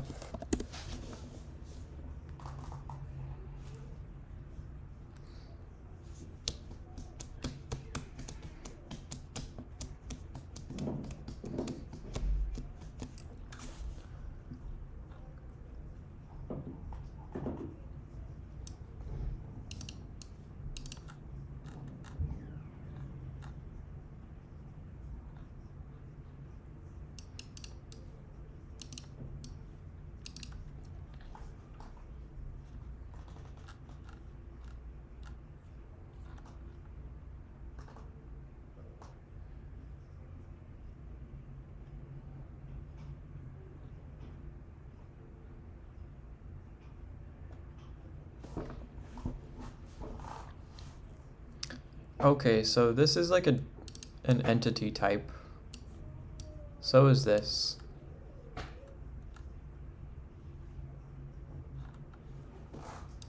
And we have a store that has the entries table, the flows table,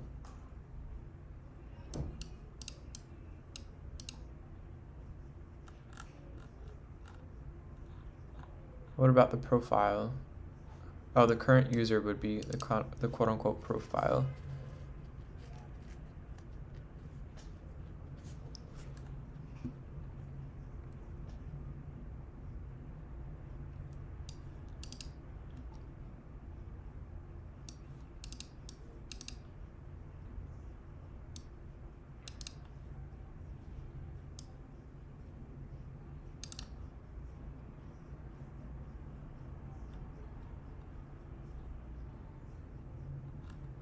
All entries. Where is all? Oh, all entries is the store.entries.get. Well, we would just use the use selector, no? All entries equals use store.entries. Entry data equals all entries.find. If the date equals the date.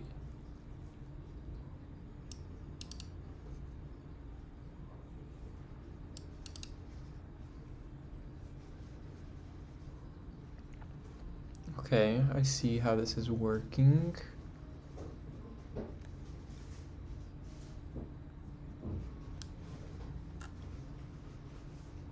Okay, this is not using use because it's not in a React function. So it's using get.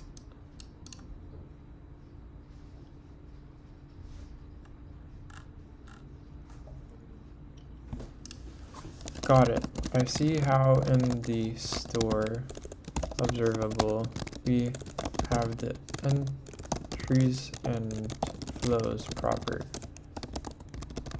These would be synced to Supabase in the entries and flows tables. However, how is the current user property handled in the Supabase sync with regards to the profiles table? Also,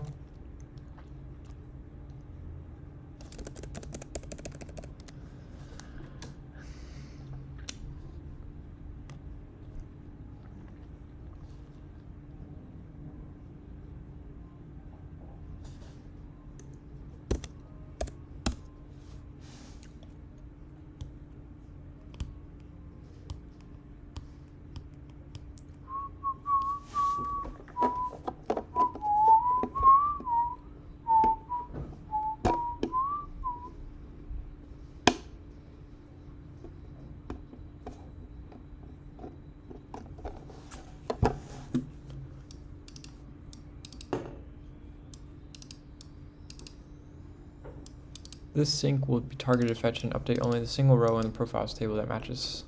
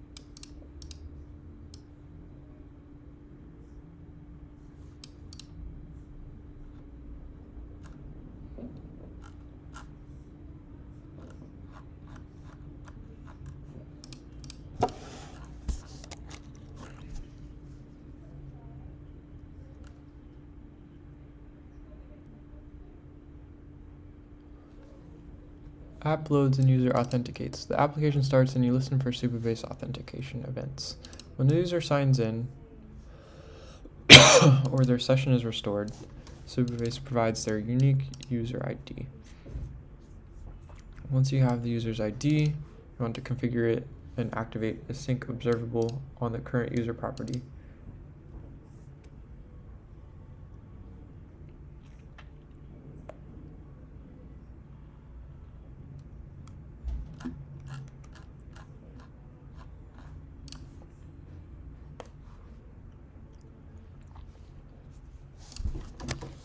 Okay, I'm kind of liking this.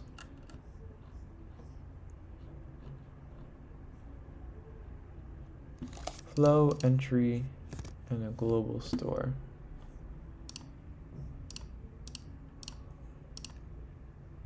State, theme.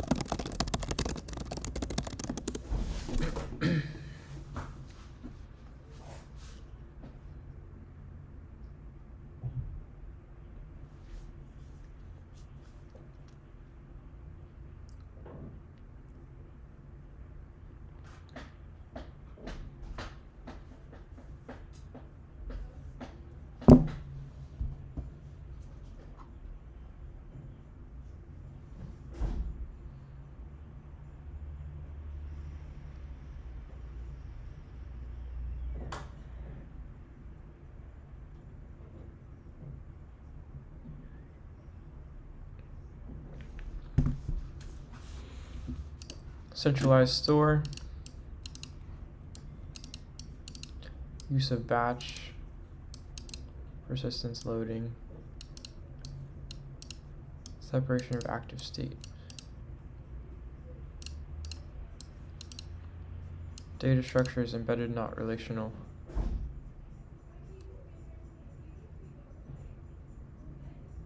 Your update logic and add flow session and save current flow session uses patterns common in other libraries. And anti-pattern in legend state. You are frequently using the spread syntax and map to create new copies.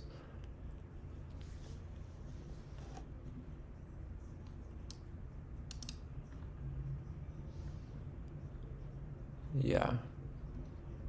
This all needs to be overhauled. Da-dum, da-dum, da-dum, da-dum.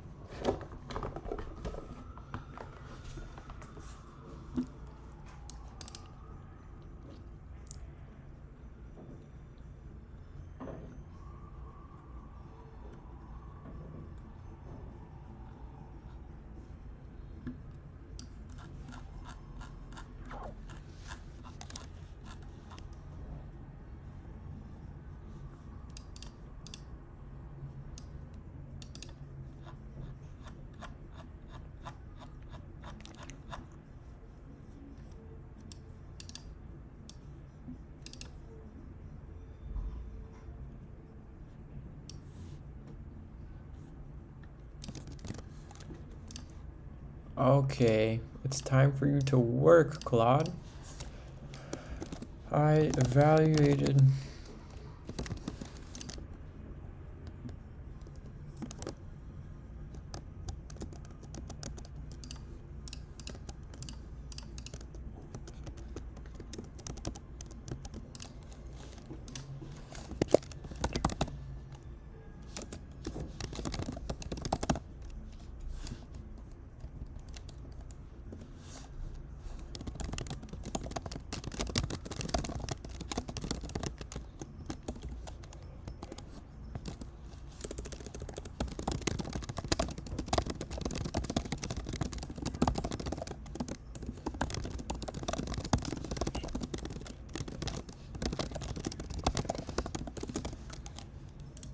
Copy.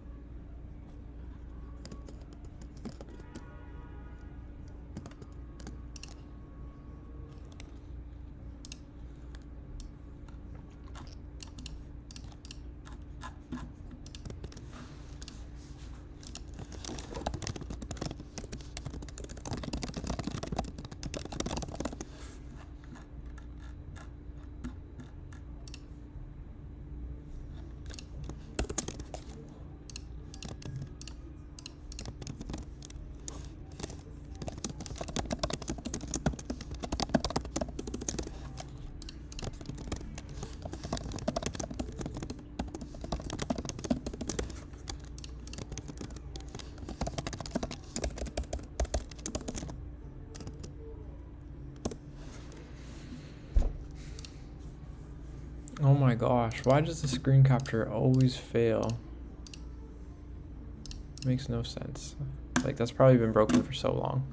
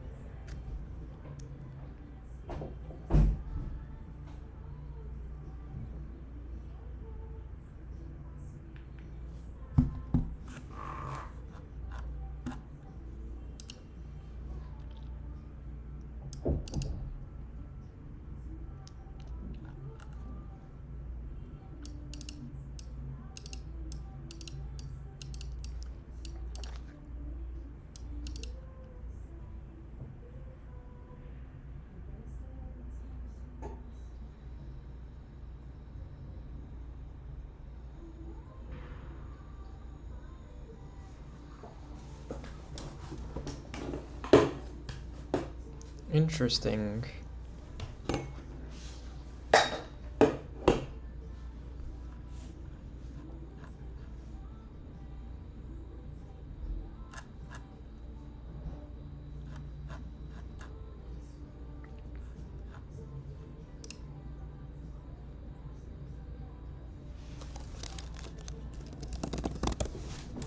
Interesting. They want to remove the onChange plugin from Lexical.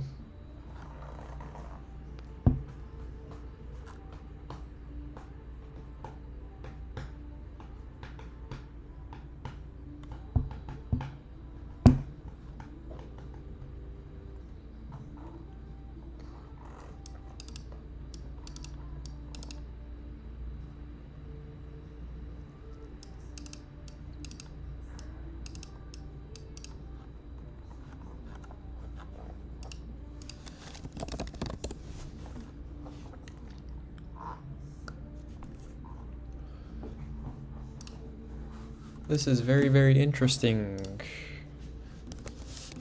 I'm curious to see if this works. We're getting down on the low levels of the battery. It's been about 2 hours and I went from, oh wow, see, it went from 25 to 24 within the last 5 seconds. YouTube.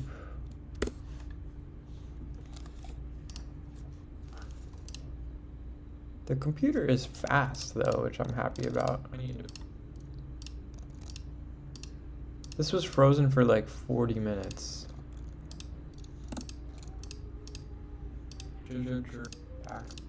That's so annoying. An hour 25 to...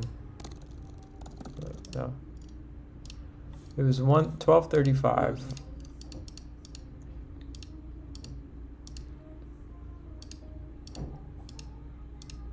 It was frozen for a whole hour, man. Why? Is it frozen right now? No.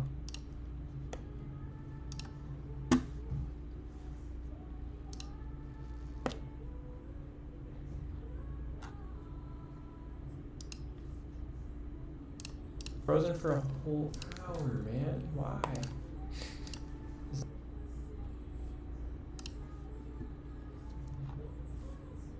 I feel like you could probably hear my roommate, or not my roommate, my neighbor's music. Let's just put on some Loud Mangoes. I don't have Spotify downloaded, unfortunately. Imagine being able to build anything by thinking about it. Base 44, a complete AI creation platform made for...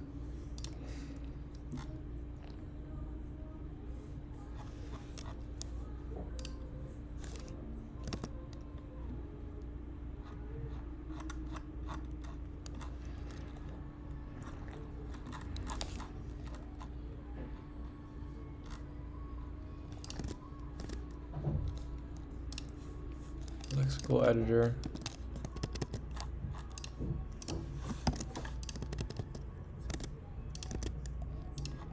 Okay. Lexical sync.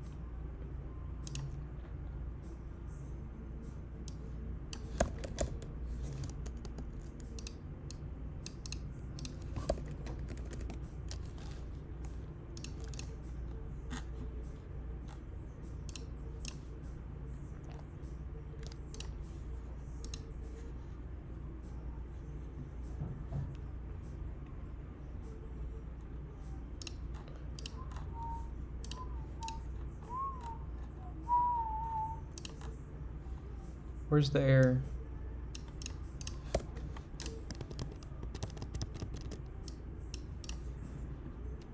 Okay. Chugging along.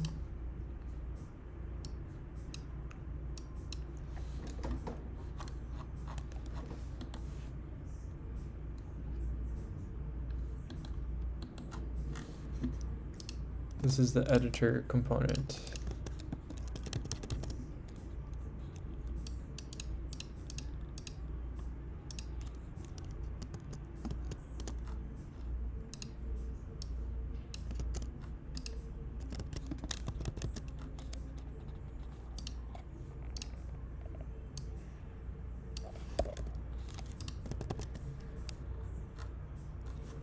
InVision.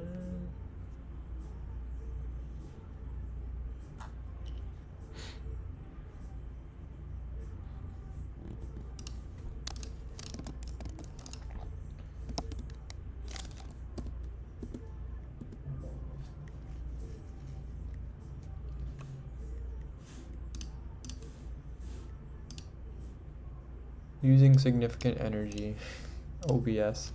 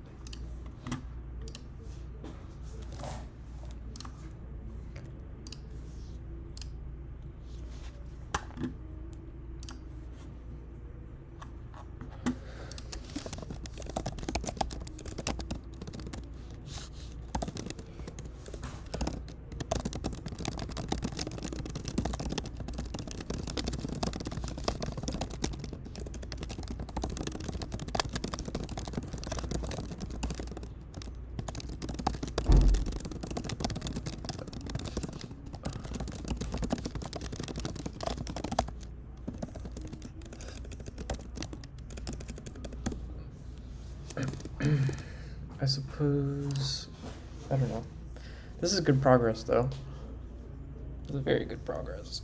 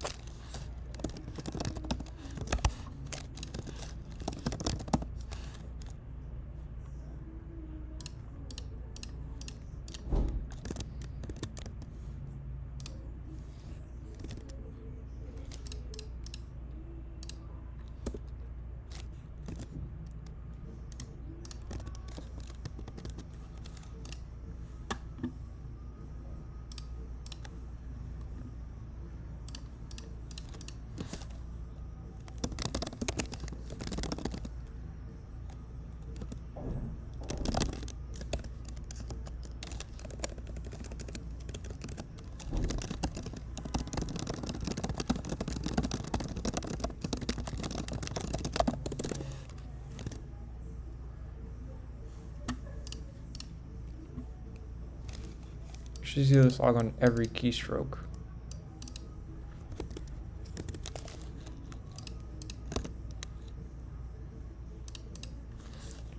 Oh, it is persisting.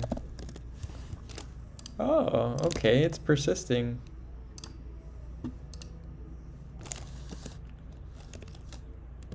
Oh, it is totally logging every single time. You can see it in the bottom right.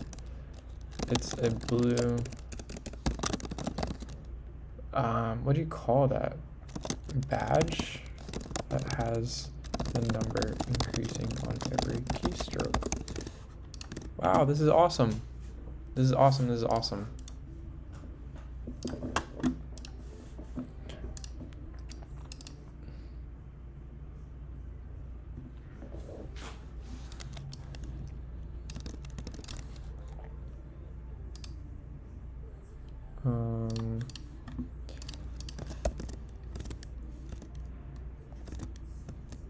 What is this? Get that out of here.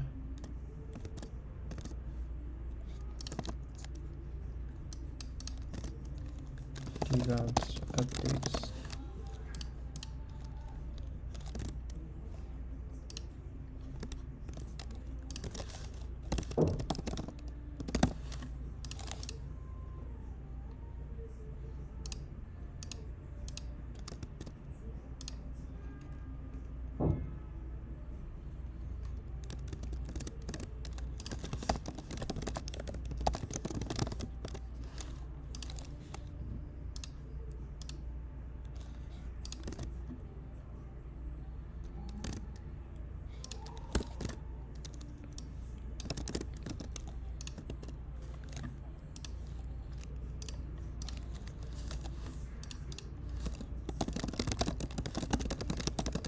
Firing super option is debounce.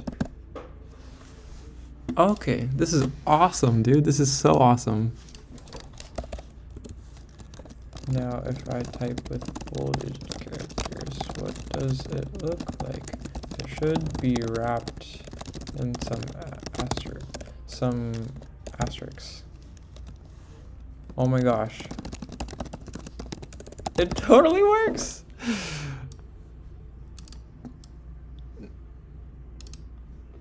Oh, this is awesome. It's totally working.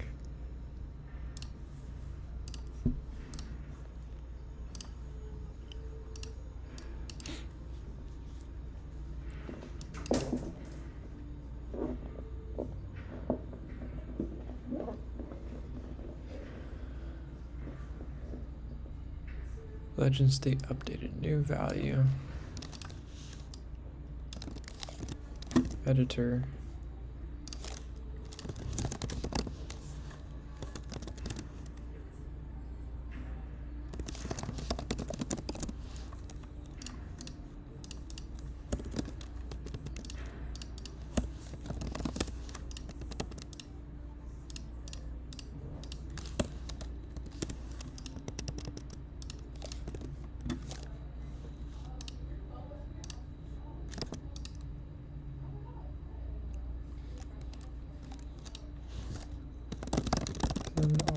test.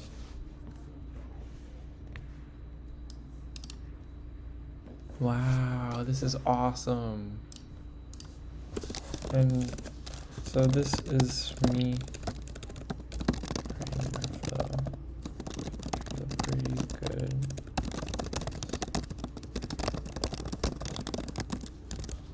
We are super.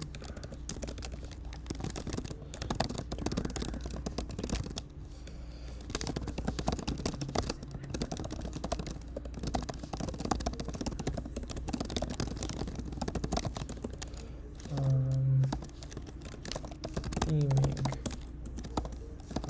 Mark. Theming. Ooh, let's test if that works.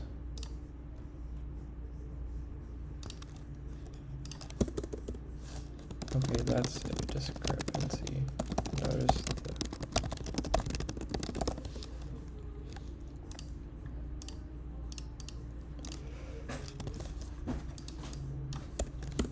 theming.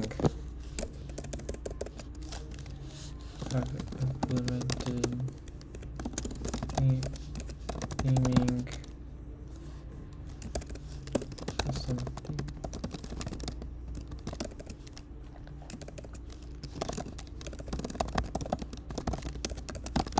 State.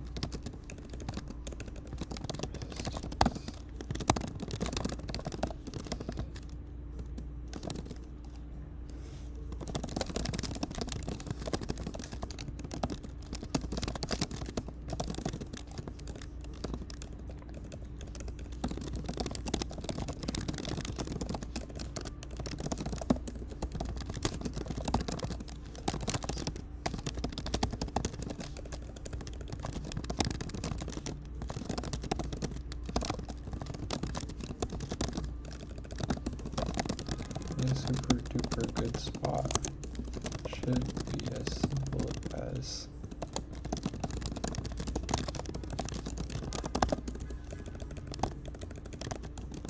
we will sync into the nodes. Might be tricky because what comes next.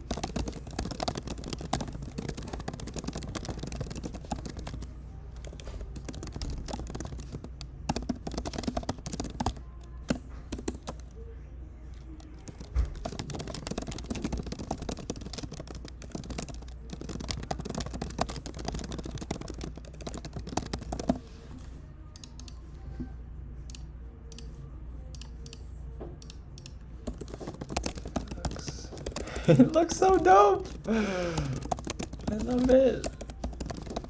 I will be able to customize the themes and use.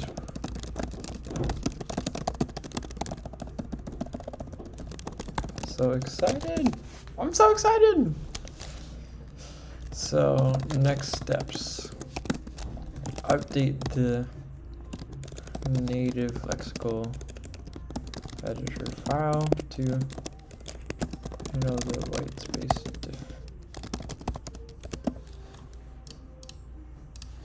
between lexical JSON and mark. Let's check the logs. What do the logs show? I bet some craziness. The debounce is working nicely too.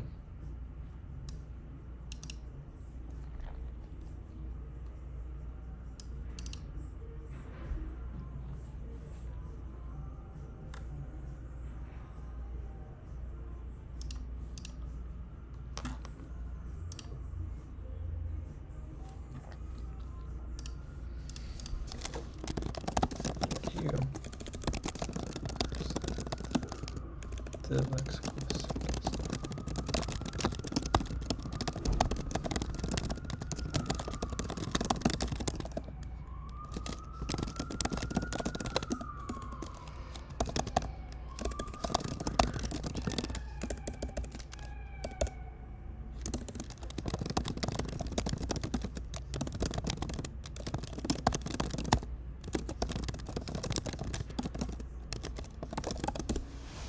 Dude, this is awesome. This is awesome, awesome, awesome.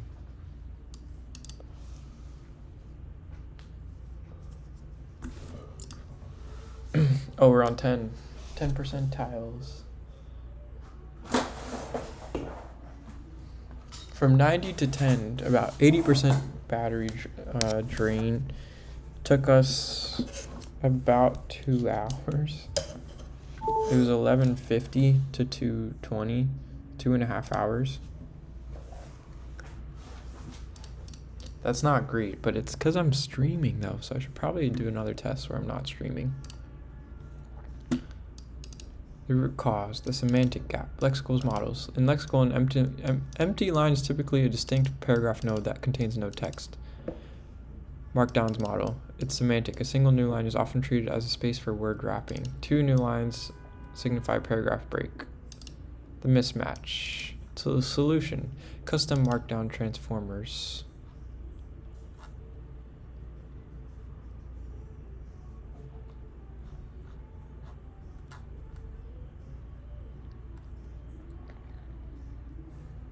I wonder if we can use the base config.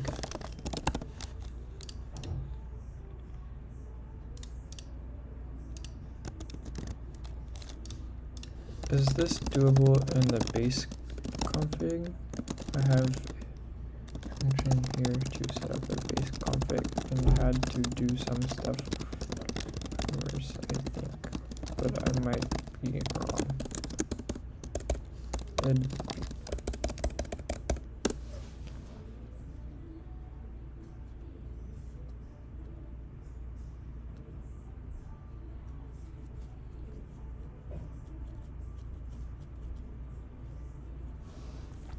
Nope. The appearance of the editor itself.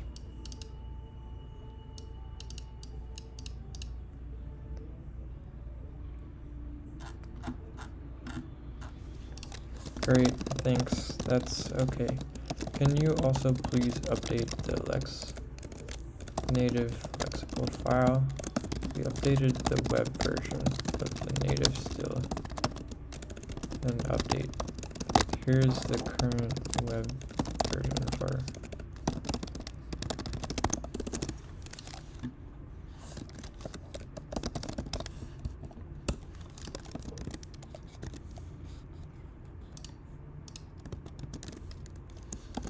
web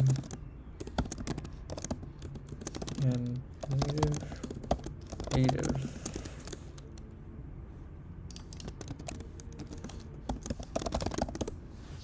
Oh, I'm a happy man. Things are clicking.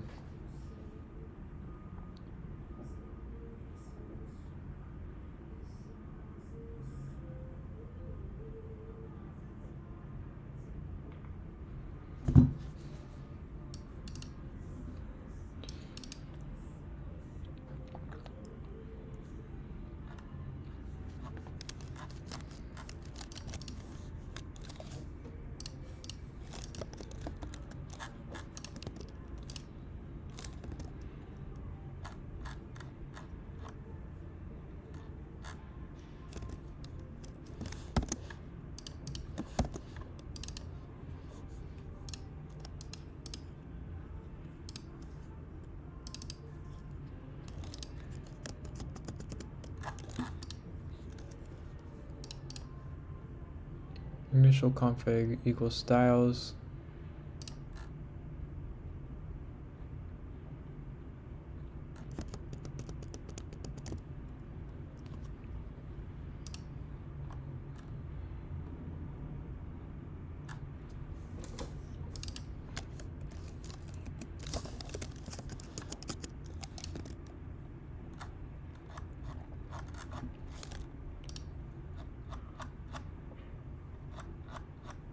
starting to get hungry.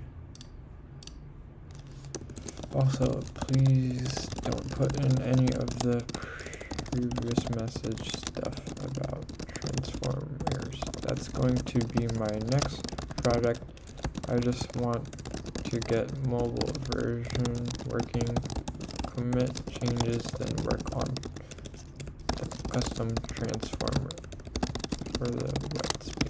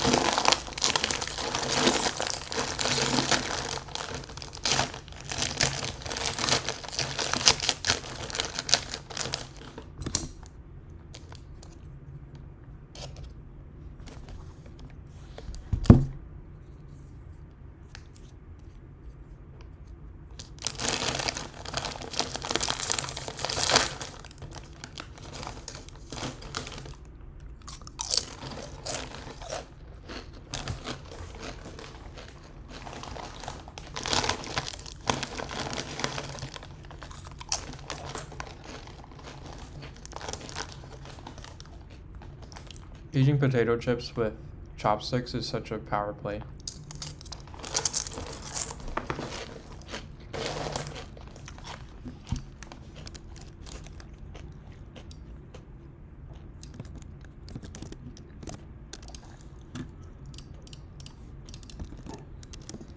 Getting this because I'm lexical on mobile via Expo job.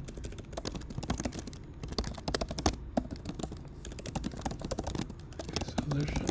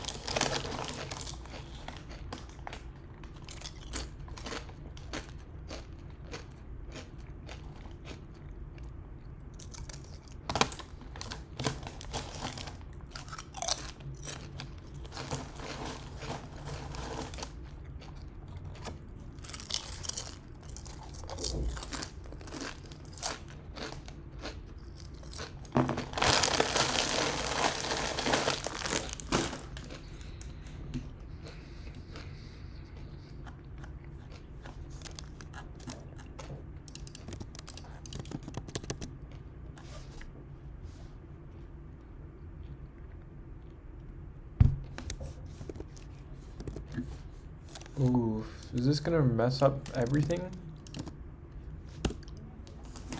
Oh god. This is no bueno.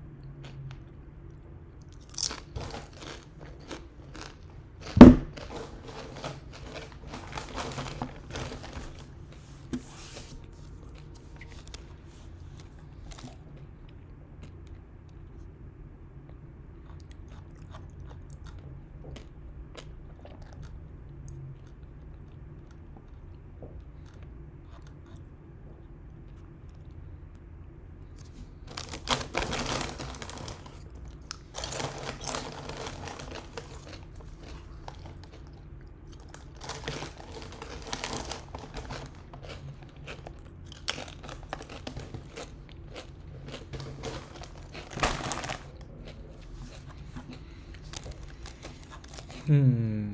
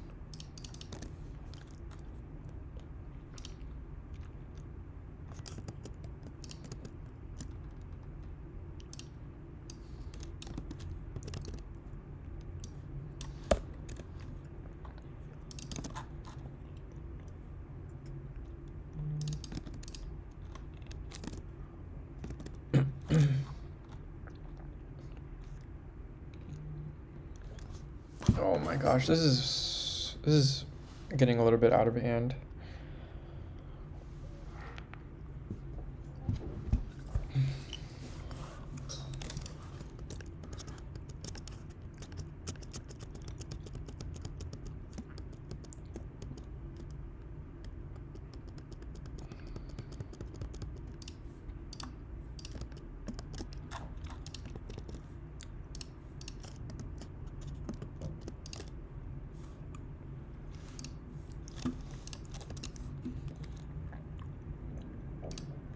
I think I'm gonna commit the changes for web.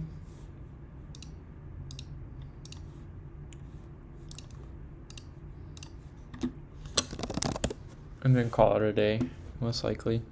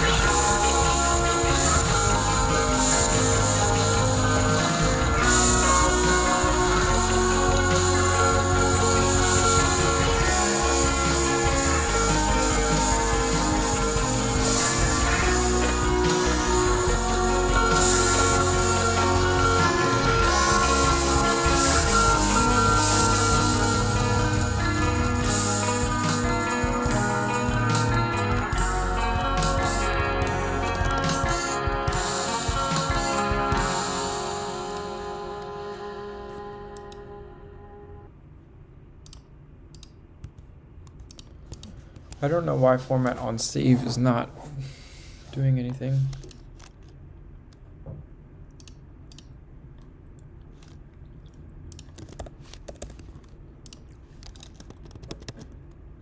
Unfortunately, it's not doing anything.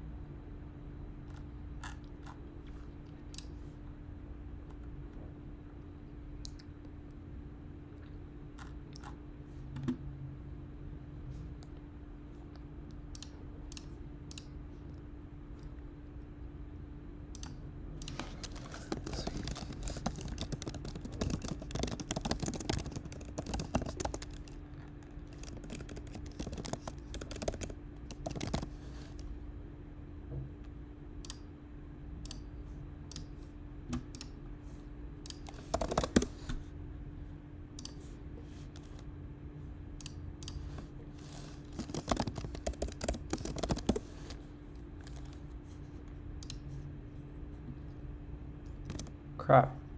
Do we have the right? Oh god, wait.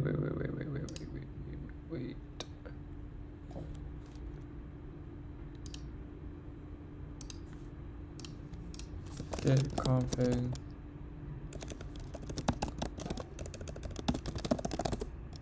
Okay, I think it's properly set up.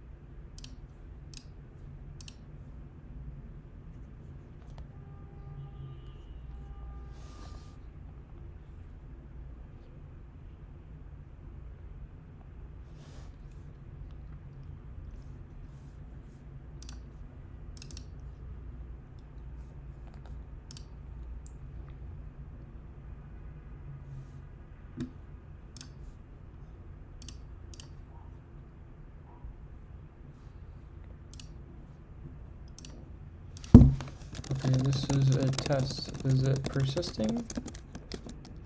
Yay, it's persisting. Correcto. Sí. Progress.